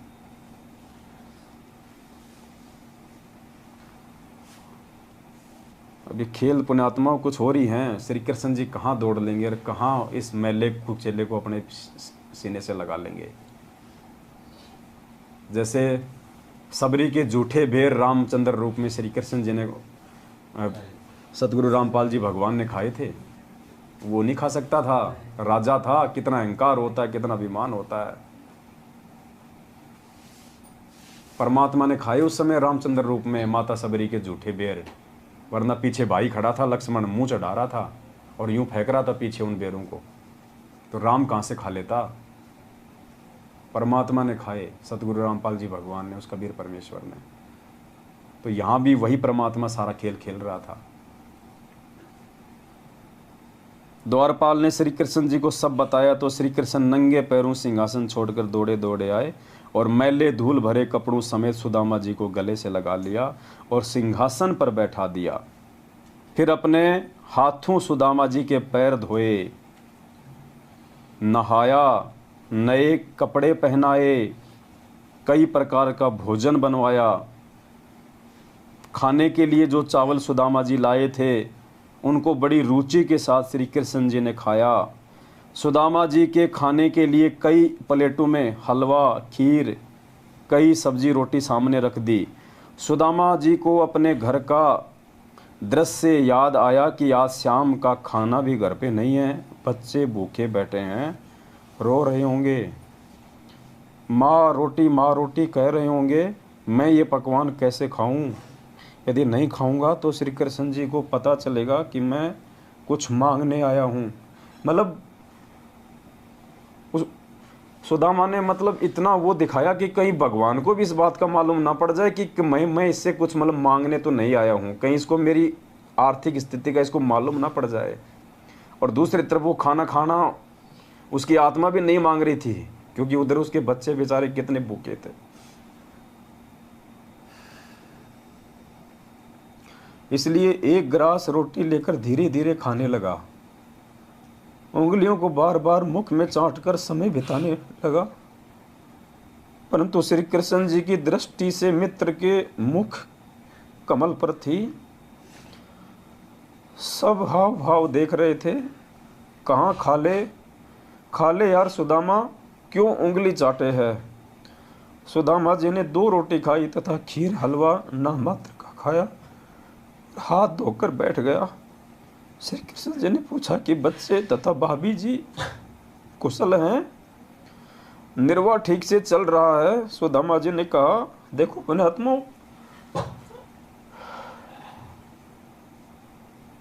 हम तो सुदामा के पैर के लायक भी नहीं है, उसके चरणों की धूल भी नहीं है, और बात करते हैं हम सतलोक जाने की।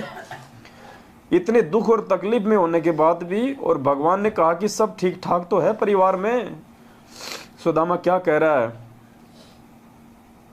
तेरी दया से है भगवान हमको सुख सारा, किसी वस्तु की कमी नहीं, मेरा ठीक चल रहा है गुजारा। और हम पुण्यात्मा बात बात पे जुखाम हो जाती है तो भी अपने गुरुदेव को दुखी करने के लिए कि गुरुजी जुखाम हो गई, प्रार्थना लगवा देते हैं। थोड़ा बहुत कोई काम धंधा ठीक नहीं चलता तो हम रोने लग जाते हैं हम भगवान के आगे। हमें विश्वास नहीं है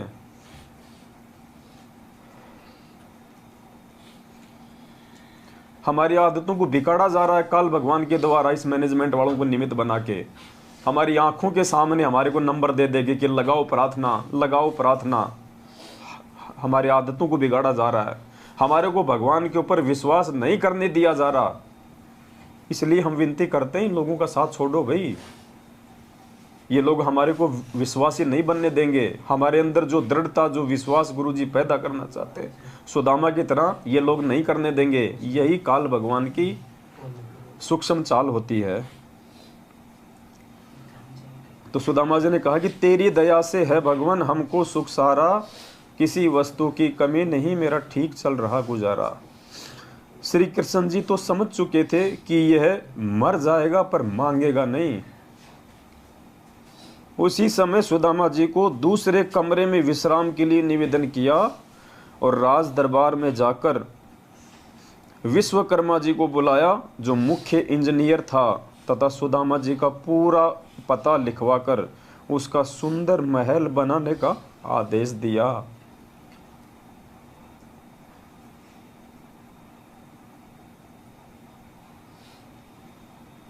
हमें जो गुरुजी देना चाहते हैं ना इस भक्ति के प्रतिफल में, हमें मांगना भी नहीं आता। परमात्मा पता नहीं हमें क्या देना चाहता है, और हम लोग छोटी छोटी चीज़ें मांग के उस परमात्मा की नज़रों से हम नीचे गिर जाते हैं।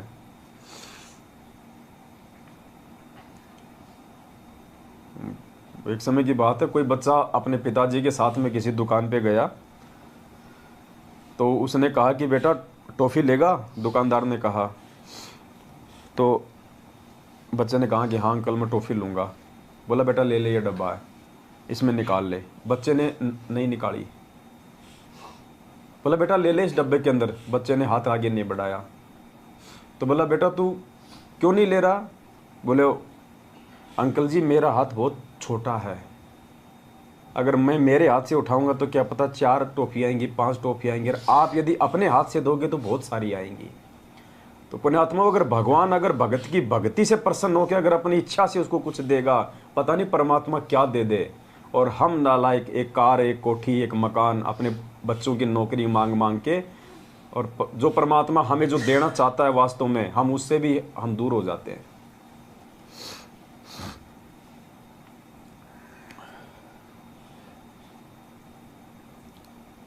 तो श्री कृष्ण जी ने विश्वकर्मा जी को बुलाया, जो मुख्य इंजीनियर था, तथा सुदामा जी का पूरा पता लिखवाकर उसका सुंदर महल बनाने का आदेश दिया, तथा कहा कि लाखों रुपए का धन ले जा, जो भगत के घर पर रखाना। ये कार्य 1 सप्ताह में होना चाहिए। विश्वकर्मा जी ने 6 दिन में कार्य संपूर्ण करके रिपोर्ट दे दी। सुदामा जी प्रतिदिन चलने के लिए कहते तो श्री कृष्ण जी विशेष विनय करके रोके रहे। 7वें दिन सुदामा वहाँ से चल पड़ा। नए बहुमूल्य वस्त्र पहने हुए थे, रास्ते में सोचता हुआ आ रहा था। अब देखना पुण्यात्मा भगत कहाँ पे मार खा जाता है, जहाँ सुदामा भी जो है मार खा गया। सुदामा ने उनको अंतर्यामी नहीं माना, उनको परमात्मा नहीं माना, घट घट का वासी नहीं माना। सुदामा भी कहाँ अपने मित्र के प्रति मन में दोष पैदा करके मार खा गया।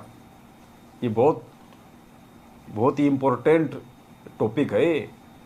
अगर भगवान अगर हमारे को राहत नहीं भी दे रहा है, हमारे जीवन में छोटा मोटा कोई संकट आ गए और गुरुजी यदि हमारे को राहत नहीं दे रहे, पुण्यात्मा मन में दोष पैदा नहीं करना, मन में दोष पैदा नहीं करना कि भक्ति सही है या नहीं है, गुरुजी पता नहीं सही है या नहीं है। अब देखना सुदामा कहाँ मार खा गया।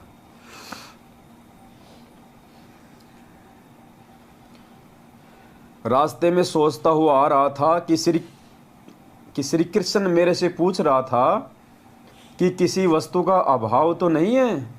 क्या उसको दिखाई नहीं दे रहा था कि मेरा क्या हाल है? वही बात हुई ना कि मित्रता समान हैसियत वालों से ही करनी चाहिए।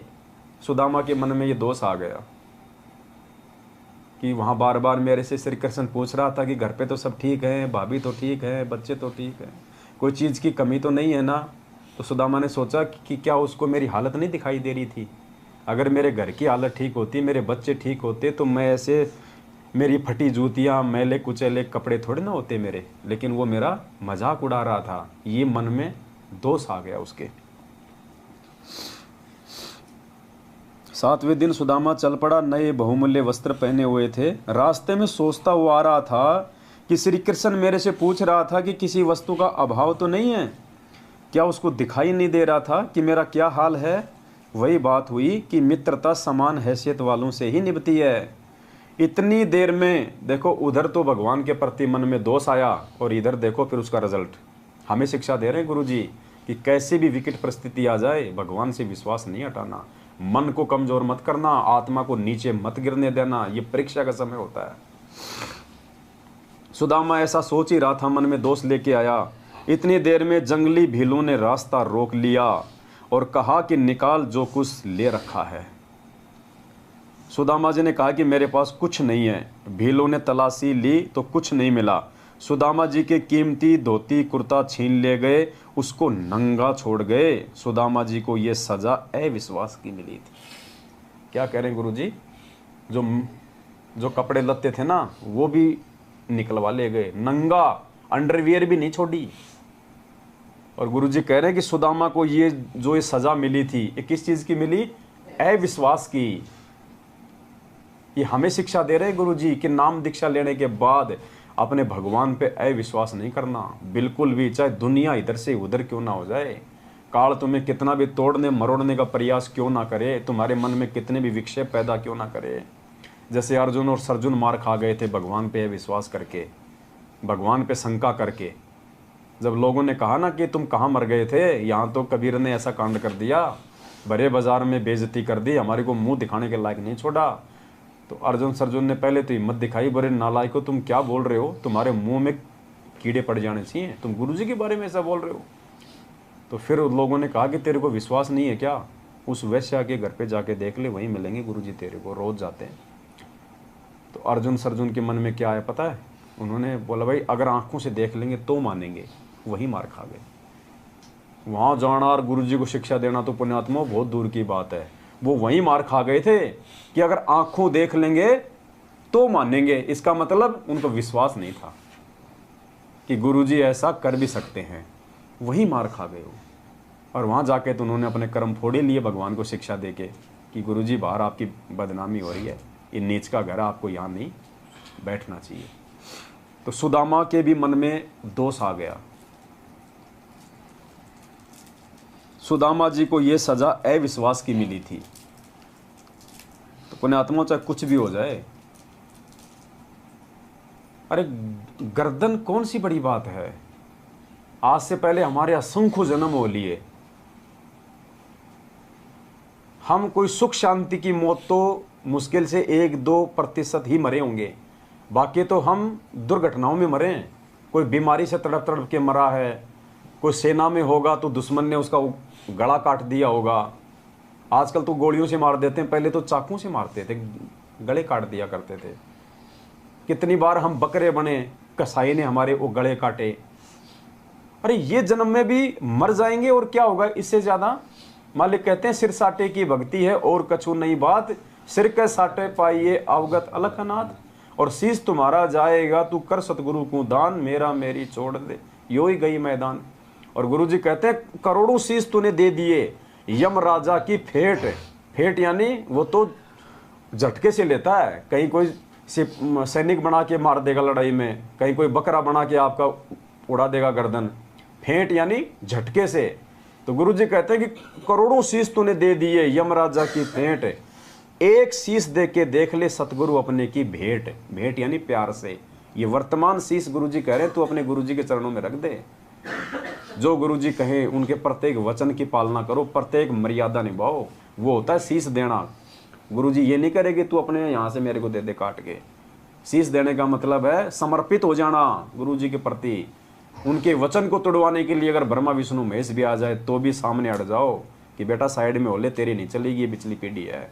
और यहाँ हमारे जैसे 2 कोड़ी के हमारे भाई बहन हमारे को 6 महीने में कांग्रेस को वोट डलवा देते हैं, 6 महीने में बीजेपी को डलवा देते हैं, रक्तदान करवा देते हैं, देह दान करवा देते हैं, गुंडों की सीबीआई जांच करवा देते हैं। मिनट मिनट में हमारी मर्यादा तोड़वा रहे हैं। कहाँ हमारे अंदर दृढ़ता है, कहाँ ज्ञान है। तो परमात्मा कहते हैं ये सजा सुदामा जी को अविश्वास की मिली, नंगा करके छोड़ दिया, नंगा करके। भगवान ने जो कपड़े पहना के भेजे थे वापस उतरवा लिए भगवान ने। शाम को सूर्य अस्त के बाद अपनी झोपड़ी से थोड़ी दूरी पर अंधेरे में एक पेड़ के नीचे खड़ा होकर देखने लगा कि झोपड़ी किसी ने उखाड़ के फेंक रखी है। उसको नहीं पता था कि भगवान ने यहाँ पे महल खड़ा कर दिया। उसने देखा कि भाई हो सकता है किसी जमींदार ने या किसी व्यक्ति ने तो मेरी झोपड़ी भी उखाड़ के फेंक दी, उसने अपना तो यहाँ पे महल बना के खड़ा कर दिया और दुखी हो गया। उसके स्थान पर आलीशान महल 2 मंजिल बना है। सुदामा जी दुखी हुए कि किसी ने झोपड़ी भी उखाड़ दी और कब्जा करके अपना मकान बना लिया। बच्चे तथा पत्नी पता नहीं कहाँ भूख के मारे डूब कर मर गए होंगे। अब जीवित रहकर भी क्या करना है, मैं भी दरिया में समाधि लेकर जीवन अंत करता हूँ। यदि परिवार जीवित भी होगा तो भूख के मारे तड़फ रहा होगा, मेरे से देखा नहीं जाएगा। वहाँ से ये सोच के चलने लगा था। उसकी पत्नी महल पर खड़ी होकर अपने पति के आने की बाट देख रही थी।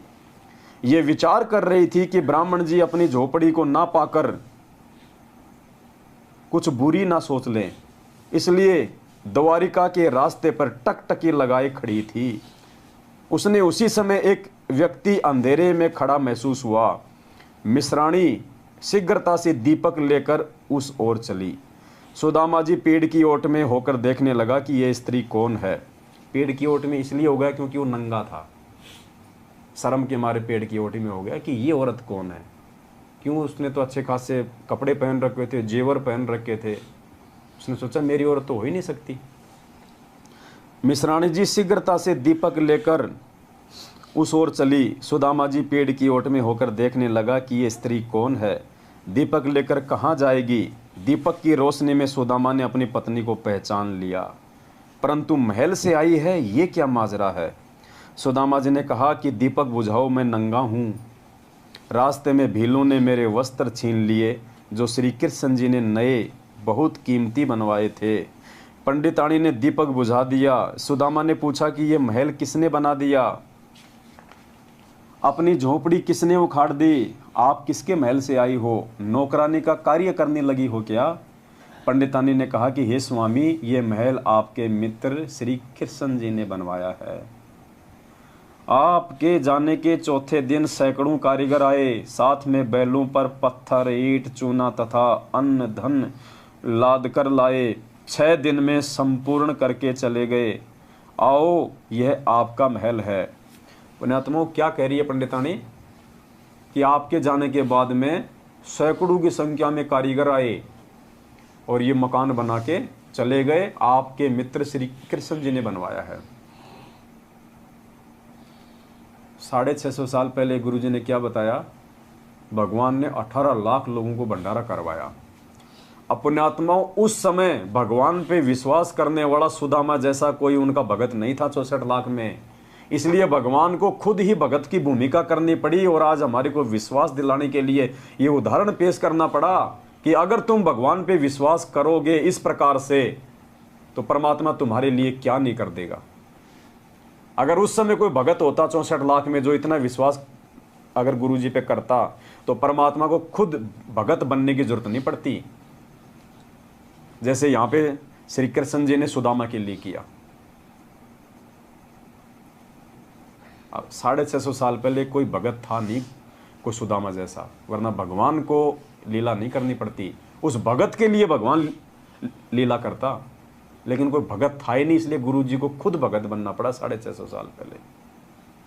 तो वो काम यहाँ पे श्री कृष्ण जी ने किया अपने भगत के लिए, और वो काम परमात्मा ने दिखाया करके कि मेरे ऊपर यदि तुम इतना विश्वास करोगे और मेरी मर्यादा में चलोगे कि साईं इतना दीजिए जिसमें कुटुंब समाव, हम भी भूखा ना रहे साधु न भूखा जाए, अनाप शनाप माया नहीं जोड़ोगे, तुम्हारे अंदर वो प्रवृत्ति नहीं होगी, और फिर यदि तुम्हारे ऊपर कोई संकट आएगा तो परमात्मा कहते हैं फिर मैं तुमसे दूर नहीं हूँ। कल पे कारण कौन है तू कर सेवा निष्काम, मन इच्छा फल देऊंगा जब पड़ेगा मेरे से काम। परमात्मा कहते हैं फिर तुम मुझे अपने से दूर ना समझना। जय तू चाल 1 कदम मैं चालू कदम 60, जय तू हो जा काठ का मैं हो जाऊं लोहे की लाठ।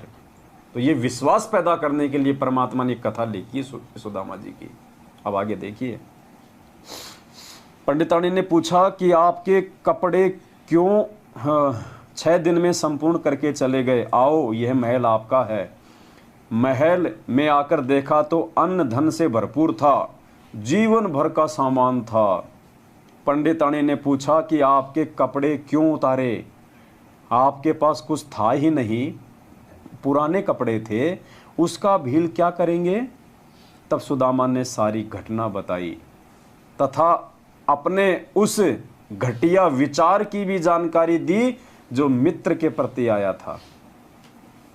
ये बरवाला कांड के बाद में मैनेजमेंट की उल्टी हरकतों को देख के और गुरुजी में दोष देख के जिन जिन लोगों ने गुरुजी से दूरी बनाई है या गुरुजी के प्रति जिन जिन भक्तों के मन में दोष आया था ना, उन आत्माओं 90% के तो हालत बिल्कुल खराब हो चुकी है और बाकी के आने वाले समय में होगी। मर गए लोग अकाल मौत, जिन्होंने गुरुजी में दोष देख के भक्ति को त्याग दिया कि गुरुजी को क्या जरूरत थी स्विमिंग पूल बनाने की, गुरुजी भगवान थे तो क्या जरूरत थी उनको बॉडीगार्ड रखने की। क्या गुरुजी को नहीं पता था मैनेजमेंट ऐसा है? क्या गुरुजी संगत को नहीं बता सकते थे? क्या जरूरत थी गुरुजी को भक्तों को कमांडो बनाने की? क्या गुरुजी कोर्ट की तारीखों पे नहीं जा सकते थे? वही अर्जुन सर्जुन वाला, वही सेम टू सेम लीला थी ये। कितने लोगों ने अपने कर्म और अपना धर्म बिगाड़ा बरवाला कांड के बाद गुरुजी में दोष देख के, और आज उन दोषियों के वो चमचे बने हुए हैं। तब सुदामा ने सारी घटना बताई तथा न अपने उस घटिया विचार की भी जानकारी दी जो मित्र के प्रति आया था। यानी गुरुजी हमें समझाना चाह रहे हैं कि नालायकों, सुदामा के मन में जो विचार आया घटिया और जिसके चलते उसके साथ ऐसा हुआ, तो इस शिक्षा से पहले ही तुम संभल जाना और अपने गुरुजी के प्रति जीवन में कभी किसी भी अरे गहरे व्यक्ति के कहने पे दोष पैदा मत करना। हम हिसार जाते थे तारीखों पे, ट्रेन में पता नहीं कितने लोग मिलते थे हमारे को, और रामपाल के चेले, हम आरती करते थे अपनी, मालूम हो ही जाता था। अरे भाई कि जाओ हो, अरे मैं जानू हूँ मेरे गांव का है, मेरा खेत और उसका खेत बराबर में है, बीड़ियाँ का सुट्टे मारा करता, अब बन गया वो साधु। कोई कहता अरे मैं और वो दोनों एक ही बैच में काम करते थे, मैं भी उसी डिपार्टमेंट में था, मन अच्छे से पता उसके बारे में, थमकित बाबा के चक्कर में आके थम पागल हो गए। अब जो मंद बुद्धि होगा वो तो सोचेगा यार गुरुजी के गांव का है, दोनों के खेत बराबर में है, यार ये तो झूठ क्यों बोलेगा, बस वहीं मर गए। यार इसने तो गुरुजी के साथ में नौकरी की है, इसका क्या फ़ायदा झूठ बोल के, ये जो कह रहा है सही कह रहा होगा, वहीं मर गए। ये सोचना चाहिए कि ये जो कह रहा है ना, ये कह नहीं रहा, काल इससे कहलवा रहा है मुझे भगवान से दूर करने के लिए। पुण्यात्मों, तब हम इस भक्ति मार्ग पे टिक पाएंगे। इतना विश्वास जब अपने इष्ट पे, अपने गुरु भगवान पे होगा। तब सुदामा जी ने सारी घटना बताई तथा अपने उस घटिया विचार की भी जानकारी दी जो मित्र के प्रति आया था कि मेरे से श्री कृष्ण पूछ रहा था कि घर में किसी वस्तु की कमी तो नहीं है, गुजारा ठीक चल रहा है क्या? मैंने कह दिया था कि आपकी कृपा से सब कुशल है, किसी वस्तु की कमी नहीं है, निर्वाह ठीक चल रहा है। पत्नी ने कहा कि आप कहाँ मांगने वाले हो, वे तो अंतर्यामी है, सब जान गए थे। सुदामा जी ने कहा कि सब जान गए थे, इसीलिए तो मेरे वस्त्र भी छिनवा दिए। कि मेरे अंदर जो घटिया विचार आया था उसको भी तो जान गया फिर वो अंतर्यामी, इसीलिए तो छिनवा दिए मेरे वस्त्र, मेरे उस दोष को देख के।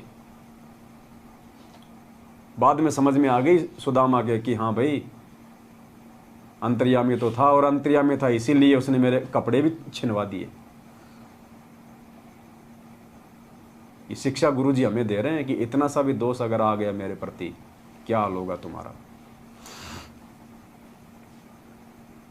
वे तो अंतर्यामी हैं, सब जान गए थे। सुदामा जी ने कहा कि सब जान गए थे, इसीलिए तो मेरे वस्त्र भी छिनवा दिए। मैं विचार करता जा रहा था कि देखा, मित्र मेरे से पूछ रहा था कि सब ठीक तो है, किसी वस्तु की कमी तो नहीं। मैं सोच रहा था कि क्या इसको मेरी ये हालत देखकर ये भी नहीं पता कि ये दशा क्या ठीक ठाक की होती है। ठीक ही है कि मित्रता तो समान हैसियत वालों की निभती है। मैंने तो इतना ही विचार किया था कि उसी समय मेरे वस्त्र भी लूट लिए गए। तब मिश्रानी ने कहा कि आपकी परीक्षा थी, परंतु आप यहां पर चूक गए। क्या कह रही है उसकी पत्नी कि ये तेरी परीक्षा थी और तू यहीं पे चूक गया। अब देख लो पुण्यात्माओं, हम कितनी गलतियां कर रहे हैं।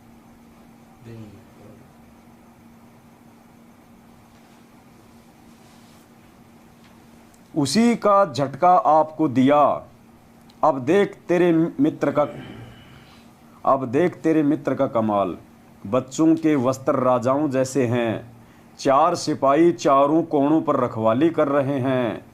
वाणी नंबर 106 में यही कहा है कि संत सुदामा श्री कृष्ण के संगी यानी मित्र थे, जो दारिद्र टोटे यानी निर्धनता की नदी यानी अत्यधिक निर्धन व्यक्ति था। उसके चावल खाकर सोने के महल बख्श दिए, निशुल्क मुफ्त में दे दिए। विचार, गुरुजी कह रहे हैं विचार। श्री कृष्ण जी राजा थे। अपने मित्र की इतनी सहायता करना एक राजा के लिए कोई बड़ी बात नहीं है। इतनी सहायता तो एक प्रांत का मंत्री अपने मित्र की आसानी से कर सकता है। अब देखना परमात्मा ने क्या क्या किया अपने भक्तों के साथ। परमेश्वर कबीर जी ने एक अति निर्धन मुसलमान लुहार तैमूर लंग की 1 रोटी खाकर 7 पीढ़ी का राज बख्श दिया।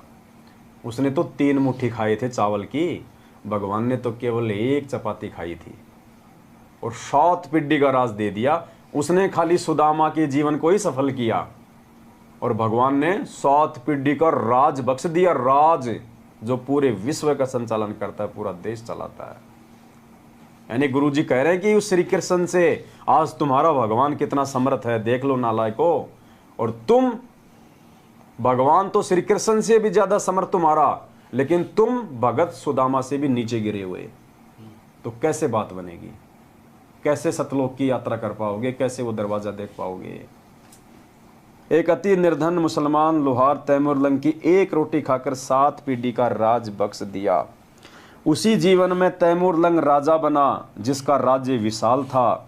दिल्ली की राजधानी पर उसने अपना प्रतिनिधि छोड़ा था। उसकी मृत्यु के उपरांत कुछ समय दिल्ली की गद्दी पर अन्य ने कब्जा कर लिया था। फिर तैमूर लंग के पोते बाबर ने दिल्ली पर कब्जा कर लिया। पहले तैमूर लंग का प्रतिनिधि दिल्ली पर बैठा रहता था। उसकी तीसरी पीढ़ी ने अपने आप को स्वतंत्र घोषित कर दिया। तब बाबर ने लड़ाई करके दिल्ली का राज्य प्राप्त किया। बाबर से औरंगजेब तक 6 पीढ़ी तक प्रथम तैमूर लंग। इस प्रकार कुल 7 पीढ़ी का राज्य परमेश्वर कबीर जी ने तैमूर लंग को दिया। नंबर 1 तैमूर लंग, नंबर 2 उसका पोता बाबर, नंबर 3 हुमायूं पुत्र बाबर, नंबर 4 अकबर पुत्र हुमायूं, नंबर 5 जहांगीर पुत्र अकबर, नंबर 6 शाहजहां पुत्र जहांगीर और नंबर 7 औरंगजेब पुत्र शाहजहां। 1 चपाती के बदले 7 पीढ़ी का राज, जबकि ना तो उसने नाम लिया था उस समय तक, ना वो कोई मर्यादा में था, ना वो कोई भक्ति जानता था। ये समर्थता दिखाई परमात्मा ने कि आज तो तुम मेरी शरण में हो, तुम्हारे लिए मैं क्या नहीं कर सकता। रंका बंका वाली उस कथा में परमात्मा ने क्या कहा उनको कि मैं चाहूं तो तुम्हारे लिए सोने का महल भी बनवा सकता हूं, सोने का भी। उनकी झोपड़ी जलाई ना परमात्मा ने, और फिर उससे भी बड़ी झोपड़ी बना दी थी। और जब वो गए अपने गुरुदेव के पास में पूछने के लिए कि गुरुदेव जो आकाशवाणी हुई थी झोपड़ी में रहने की, वो आपकी थी या किसी और की थी, तो उन्होंने कहा कि बेटा वो झोपड़ी मैंने जलाई थी, मैंने बनाई है। तुमने जो परीक्षा दी है और इस परीक्षा में जो तुम पास हुए हो, उसके बदले तो मैं तुम्हारा सोने का मकान भी बना सकता था। लेकिन भगवान ने भक्तों से भक्ति करवानी होती है, इसलिए उनको परमात्मा लिमिट में रखते हैं। विशेष भिन्नता, जन्म मरण का कष्ट न श्री कृष्ण जी का समाप्त है न सुदामा का हुआ। दोनों ही आगे के जन्मों में अन्य प्राणियों के शरीरों में जाएंगे। तैमूर लंग को 7 पीढ़ी का राज्य भी मिला और मोक्ष भी मिला। अब देखो पुण्यात्माओं, कि आज तक कभी गुरुजी ने किसी सत्संग में कहा कि तैमूर लंग का मोक्ष हो गया, वो सतलोक चला गया? वो तो भक्ति युग था ही नहीं। उस समय तो प्रथम मंत्र भी भगवान ने किसी को पूरा नहीं दिया। 1392 में परमात्मा ने प्रकट होकर उसको नाम दिया था, जबकि काशी में 1398 में आया था, 6 साल बाद। अपने काशी में प्रकट होने के 6 साल पहले ही परमात्मा तैमूर लंग को मिला था, 1392 में। और क्या लिख रहे हैं गुरु जी? तैमूर लंग को 7 पीढ़ी का राज्य भी मिला और मोक्ष भी मिला। मोक्ष अब देखो, अब गुरु जी तो नानक जी के आगे भी लिख देते हैं कि नानक जी का मोक्ष हो गया। अब नानक जी का मोक्ष हुआ मान लेना, अगर आपकी आत्मा गवाह दे दे कि तैमूर लंग का भी मोक्ष हो गया होगा। राज्य में मोक्ष नहीं होता, और तैमूर लंग का उस समय कहां से मोक्ष हो जाएगा? लेकिन मोक्ष का मतलब ये नहीं कि वो सतलोक बैठ गया। मोक्ष का मतलब है कि परमात्मा ने उसको जन्म मरण के चक्कर से निकालने के लिए उसको भक्ति पे लगा दिया। अब परमात्मा किसी न किसी जन्म में उस आत्मा को पार भी लगा देगा, मोक्ष भी कर देगा। तो मोक्ष का मतलब ये होता है। यहाँ पे मोक्ष का नाम लेते ये नहीं कि वो तो सतलोक ही चला गया। सतलोक से पहले तो मिनी सतलोक भी है। तो हमने इन चीजों को समझना चाहिए। मोक्ष का युग ये है, ये वर्तमान समय है, और ये परमेश्वर आज साक्षात अपने वास्तविक रूप में प्रकट है, अपने संपूर्ण पावर के साथ में आज दे सकता है ये मोक्ष।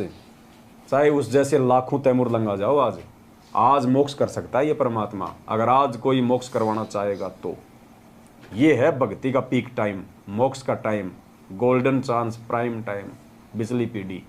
आज होगा उन सभी का मोक्ष। तैमूर लंग का, नानक जी का, मीरा जी का, धन्ना जी का, नंदा जी का, रंका बंका का, सेहू सम्मन का, द्रौपदी का। परमात्मा ने बताया आज यदि वो यहाँ आएंगे और यदि मर्यादा के साथ में आजीवन भक्ति पे टिके रहे, आज मोक्ष प्राप्त कर सकती है वो आत्मा। और पुण्यात्मा, ये जितनी भी आत्मा हैं, ये सारी आत्मा हम ही हैं और कोई नहीं है। हमारे रूप में परमात्मा ने बैठा रखा है यहाँ पे। ये जीवन आज से पहले हमने भोगे हैं। मालिक को पता था कि वो कुर्बानी, वो बलिदान आज हम नहीं दे पाएंगे जो परमात्मा ने पहले के जन्मों में हमारे से लेके हमारे को आज भक्ति के लायक बना दिया। आज हम अपना गर्दन नहीं कटवा सकते। यार छोड़ो रे, काहेंगे भक्ति, काहेंगा भगवान है, छोड़ो छोड़ो। आज वो मंसूर वाला जो बलिदान हर भगत नहीं दे सकता, इसलिए परमात्मा ने हमसे वो बलिदान पहले ले लिए, और उन्हीं बलिदानों के प्रतिफल में परमात्मा ने आज हमारे को इस समय हमारे को मानव जन्म दे दिया। और सहज में परमात्मा पार कर देगा।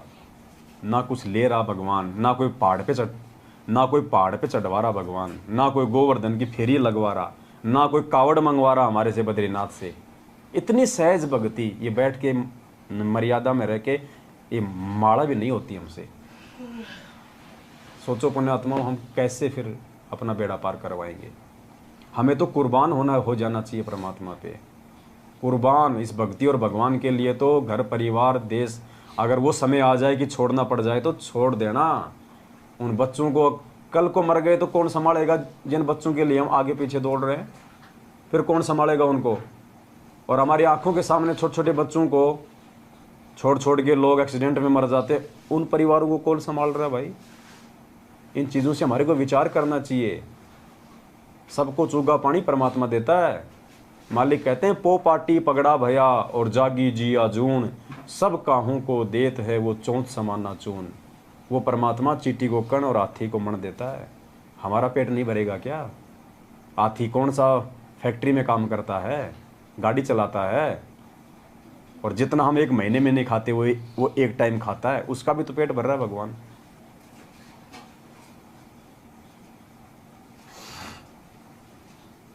तैमूर लंग को 7 पीढ़ी का राज्य भी मिला और मोक्ष भी मिला। सहायता में इतना अंतर समझें, जैसे सहायता तो एक प्रांत का मंत्री करे, दूसरा देश का प्रधानमंत्री करे। कबीर जी यानी सतपुरुष को प्रधानमंत्री जानो, और श्री कृष्ण विष्णु जी को प्रांत का एक मंत्री जानो। फिर भी बात भक्ति की चल रही है तो कबीर जी ने कहा है कि कबीर जो जाकी शरणा बसे ताको ताकी लाज, जल स्यो ही मछली चढ़े और बह जाते गजराज। पुण्यात्माओं, ये अनमोल समय परमपिता परमेश्वर ने जो पिछली पीढ़ी का बख्शा है आप और हमारे ऊपर, इस समय की महिमा का, इस समय की कीमत का कोई अंदाज़ा नहीं लगाया जा सकता। यानी हम अपने शब्दों में बयान नहीं कर सकते कि परमात्मा ने कितना बड़ा एक महायोग बैठाया है, कितना बड़ा। चारों युगों में ये एक कलयुग, और कलयुग में भी बिचली पीढ़ी, और बिचली पीढ़ी में भी उस समय हमारा जन्म जब भगवान साक्षात धरती पे प्रकट, और फिर 8.5 अरब की जनसंख्या में से मुश्किल से 1% भी आज उनकी शरण में नहीं है। 20 लाख लोग, यदि आप 8.5 अरब की जनसंख्या में से रेशियो निकालो, आपको आधा प्रतिशत भी नहीं दिखाई देंगे। उन आधा प्रतिशत में हमारा नंबर, और उस आधा प्रतिशत में भी छटनी कर करके हमारा नंबर परमात्मा सतसेवकों में ले आए, और सतसेवकों में भी परमात्मा उस पोजीशन पे बैठा दिए कि हम अपनी गर्दन कटवा सकते हैं लेकिन सात संगतियों से दूर नहीं हो सकते। ये दुर्लभ योग है। इसलिए परमात्मा कहते हैं गुरुपद सेव बिरला कोई, जहां पे कृपा साहिब की होई। की जय। बंदी छोड़ सतगुरु रामपाल जी भगवान। तो सारी बातों का परमात्मा हमें एक ही निष्कर्ष निकालते हैं अंत में कि भाई हमने इस परमेश्वर के श्री चरण कमलों से दूर नहीं होना, चाहे कुछ भी हो जाए। संकट आज से पहले भी हमारे जीवन में बहुत आए हैं। गुरु जी के आने के बाद तो इतने मोटे संकट नहीं आएंगे और ना आ सकते। इतने मोटे मोटे संकट तो हमने, जब हम नाम उपदेशी नहीं थे, हमने अपने जीवन में झेले भाई।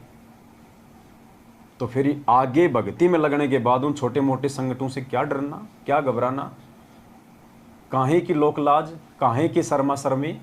परमात्मा कहते हैं लोक लाज मर्याद जगत की, तिनके जू तोड़ बगावे, जब कोई राम भगत गति पावे। तब जाके यहाँ से मुक्ति मिलेगी। और छोटी छोटी बातों को लेके हम भगवान से दूर हो जाएंगे, गुरुजी में दोष देखना शुरू कर देंगे, और आपस में भगत भाई बहनों में दोष देखना शुरू कर देंगे, एक दूसरे की टांग खींचेंगे, निंदा चुगली करेंगे, उसके पास बैठेंगे उसकी बुराई करेंगे, उसके पास बैठेंगे उसकी बुराई करेंगे। पुण्यात्माओं, ये पार होने के लक्षण नहीं है, ये गधे कुत्ते और सुअर बनने के लक्षण है। भगवान ने अगर किसी भगत को कह दिया कि ये मेरा प्रिय भगत है, अब हम सभी परमात्मा के हम प्रिय भगत ही हैं। अगर भगवान ने 8.5 अरब की जनसंख्या में से हम चंद गिनी चुनी आत्माओं को अपने शरण में लिया है, तो हम परमेश्वर की हम प्यारी आत्मा है। और परमात्मा की प्यारी आत्मा पे कोई उंगली उठाए बेवजह, देखो वजह पे तो अपने बाप को भी नहीं बख्शना चाहिए। परमात्मा कहते हैं ये सत का मार्ग है। परमात्मा कहते हैं पक्षा पक्षी के कारण सब जग रहा बुलान। पक्षा पक्षी यानी पक्ष और विपक्ष के चक्कर में पड़ के पूरा मानव समाज दुखी है, परेशान है। तो परमात्मा कहते हैं पक्षा पक्षी के कारण सब जग रहा बुलान, और निष्पक्ष होके हरि भजय सोए संत सुजान। ज्ञानी भगत वो है जो पक्ष और विपक्ष से दूर हटके और निष्पक्ष भाव से बात करे। फिर परमात्मा कहते हैं कि सांचा शब्द कबीर का, और प्रकट किया जग माही, और जैसे को तैसा कहे सो तो निंदा नाही। गलत को गलत कहना निंदा नहीं है। नकली संतों को 27 साल से हमारे भगवान बोलते आ रहे हैं, मालिक के दुश्मन, परमात्मा के बच्चों के दुश्मन, भगत समाज को नरक में डालने वाले काल के दूत। तो वो निंदा चुगली नहीं कर रहे, यथार्थता बता रहे हैं। परमात्मा हमें जगा रहे हैं। और 7 साल से सतलोक आश्रम मैनेजमेंट हरियाणा को, गुरुजी के परिवार को हम कह रहे हैं कि काल के दूत हैं, मर्यादा तुड़वा के भक्तों का सत्यानाश कर रहे हैं। गुरुजी के आदेशों की आड़ में भगत समाज को अपने धार्मिक धंधा बना के ये दुकानें खोल खोल के गांव गांव में लूट रहे हैं। तो हम उनकी निंदा नहीं कर रहे, हम यथार्थता बता रहे हैं, हम उनके प्रमाण दिखा रहे हैं, उनके जो कुकर्म है वो दिखा रहे हैं कि देखो 27 साल से भगवान ने जिन कुकर्मों को हमसे दूर करवाया, आज उन्हीं कुकर्मों में ये हमारे को धकेल रहे हैं। तो सच को सच कहना तो परमात्मा ने सिखाया है, वो निंदा चुगली में नहीं आता है। बाकी व्यर्थ में, देखा देखी में, या वैसे अपने स्वार्थ के वसीभूत होके यदि हम किसी भगत भाई बहन की व्यर्थ में निंदा चुगली करते हैं, तो पुण्यात्मा अगर उस भगत की आत्मा दुख पाएगी तो सीधी सी बात है उस परमात्मा की आत्मा दुख पाएगी। और जिसने परमात्मा की आत्मा दुखा दी, जिसने परमात्मा को जिसने दुखी कर दिया, तो परमात्मा कहते हैं जिन बातन से गुरु दुख पावे तिन बातों को दूर भगावे, अन्यथा वो परमात्मा वो सजा देगा। और सजा परमात्मा भी नहीं देगा, परमात्मा ने अपना एक विधान बना रखा है। लाइट जबरदस्ती किसी को नहीं मारती, लाइट तो फायदा देती है। आपकी मिक्सी चलाएगी, जूस बना के पियो, गेहूं पीसेगी, आटे की रोटी खाओ, आपका फ्रिज को ठंडा करेगी, बढ़िया बढ़िया दूध पियो, हैं, काजू शेक, बादाम शेक को ठंडा करके पियो। बिजली तो हमेशा लाभ देती है, लेकिन जबरदस्ती बिजली के हाथ लगाओगे नंगे तार के तो वो उठा के भी दूर पटकेगी।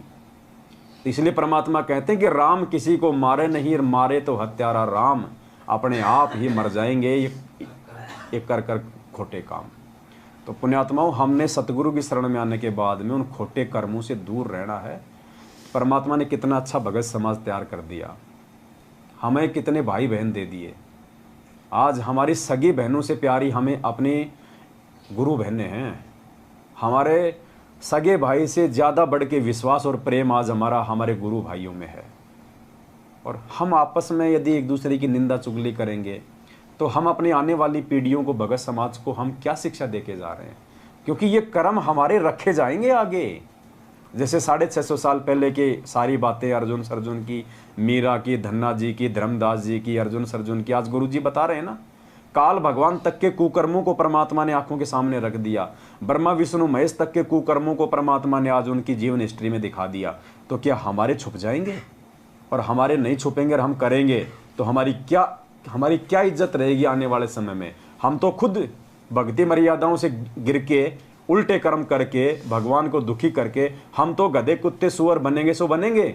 आने वाला भगत समाज भी हमारे को निंदा की दृष्टि से देखेगा, हमारे को हे दृष्टि से देखेगा, शेख तकी की तरह हमें देखेगा। तो पुण्यात्माओं, इन चीज़ों से बचो और साध संगतियों से जुड़ो, मैनेजमेंट से बाहर निकलो। ये नामदान संचालक, ये तुम्हारे कोऑर्डिनेटर, ये गुरुजी का परिवार, ये सब का सब काल का जाल है। समय रहते इनसे निकलो, साध संगति से जुड़ो। यहाँ आपको परमात्मा की सत भक्ति मिलेगी, यहाँ आपको मर्यादाओं के ऊपर दृढ़ विश्वास के साथ आगे बढ़ने की प्रेरणा मिलेगी। और ये साध संगति ही एकमात्र वो आध्यात्मिक मंच है जिसके माध्यम से परमात्मा अपने हीरों को पक्का करेगा। सतलोक ले जाने के लिए आत्माओं की छटनी करेगा परमात्मा यहाँ से। ये कैंपस प्लेसमेंट है।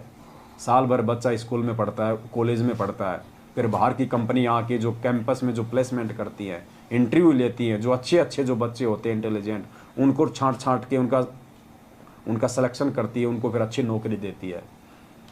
तो परमात्मा ने सात संगतियों के माध्यम से अपनी आत्माओं की छटनी करनी है, उनको छांटना है। और परमात्मा ने अपने बच्चों को यहाँ से जो है भगत बनाना है। उनके अंदर भक्ति के गुण और वो लक्षण एक दूसरे भाई बहन को निमित्त बना के ज्ञान चर्चा के माध्यम से परमात्मा ने वो पैदा करने, वो भगत है, वो सपूत पैदा करने परमात्मा ने, वो सूरमा पैदा करने हैं। तो हम सभी सत्सेवक भाई बहनों की, आप सभी हमारे अन्य भाई बहनों से प्रार्थना है, विनती है कि आप सभी भाई बहन एक बार आप साथ संगतियों में आएँ, एक बार आप हमारे वीडियो देखना शुरू करें। अगर आपको लगता है कि हम गलत हैं, हम परमेश्वर के विधान के विपरीत कुछ बता रहे हैं या ऐसी कोई क्रिया हम कर रहे हैं जो परमेश्वर की इस ज्ञान के विपरीत है, खिलाफ है, तो बेशक आप जी हमारे वीडियो ना देखें, साथ संगतियों में ना आवें, लेकिन एक बार आप आवें। परमात्मा कहते हैं, कहे कबीर सोए जन मेरा, जो नीर खीर का करे निबेरा। आप जब तक नीर खीर का निबेरा नहीं करोगे, जब तक आप सच और झूठ को दोनों को नहीं देखोगे, नहीं पहचानोगे, आप कैसे निर्णय करोगे कि सच क्या है और झूठ क्या है? कोर्ट में एक जज होता है, उसको चाहे 2 साल तक, चाहे 50 तारीखें देनी पड़े, वो तब तक फैसला नहीं देता जब तक दोनों तरफ की बातों से संतुष्ट ना हो जाए कि दोषी कौन है और निर्दोष कौन है। तो तुम्हें तो हमारे वीडियो देखने से डराया जा रहा है कि साध संगत वालों के वीडियो देख लोगे, पवन के वीडियो देख लोगे, नाम खंड हो जाएगा। तुम्हें तो दूसरे पक्ष की जो किताब है उसको खोलने नहीं दिया जा रहा। तुम्हें तो केवल एक तरफा बातें ही तुम्हारे को जो है बताई जा रही है।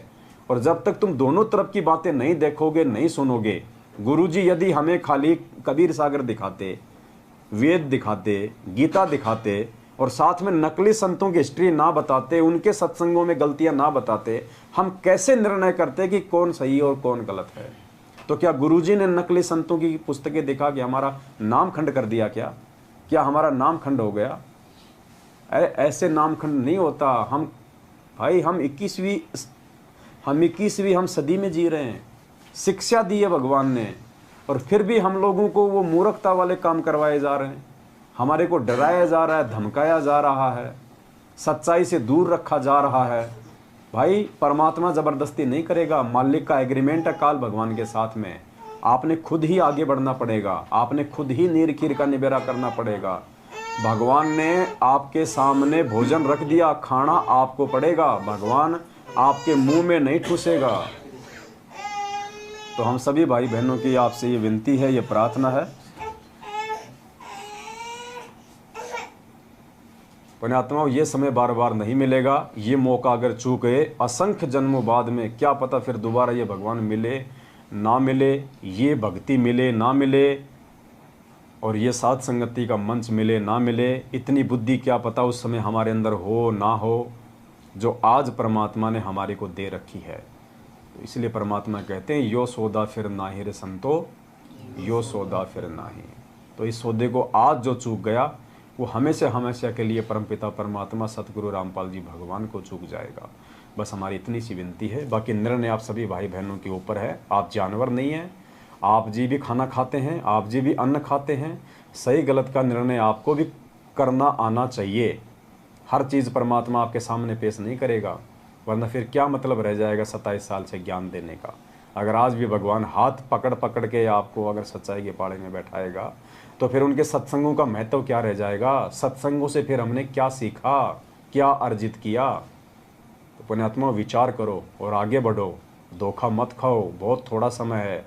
आने वाले समय में ना आपको ये वीडियो सुनने को मिलेंगे, ना आपके हाथ में मोबाइल होगा, ना इंटरनेट होगा। सब कुछ बंद कर दिए जाएंगे। घरों में कैद होके रहोगे, जैसे कोरोना काल में 3 महीने तक कैद होके रहे थे। उस समय रहोगे, फिर कोई हिम्मत बंधाने वाला नहीं मिलेगा, कोई सच्चाई बताने वाला नहीं मिलेगा। ये हिम्मत परमात्मा आज सात संगतियों से हमारे अंदर पैदा कर रहा है, ताकि उस आगामी विनाशकारी समय में हम डगमग ना हो, हम संघर्ष करें, भगवान पे विश्वास हम बनाए रखें, तब हम सफल होंगे। वरना काल भगवान का जो कुचक्र आगे चलने वाला है, देख लेना, त्राही त्राही माम होगा, त्राही त्राही माम। ये दुनिया ऐसे जेल में बैठे हुए संत रामपाल जी को भगवान नहीं मानने वाली, दुनिया को बंदर दिखाएगा परमात्मा, बंदर। तब दुनिया को एहसास होगा कि हाँ ये परमात्मा है। सत साहिब बंदी छोड़ सतगुरु रामपाल जी भगवान की जय हो। सत साहिब।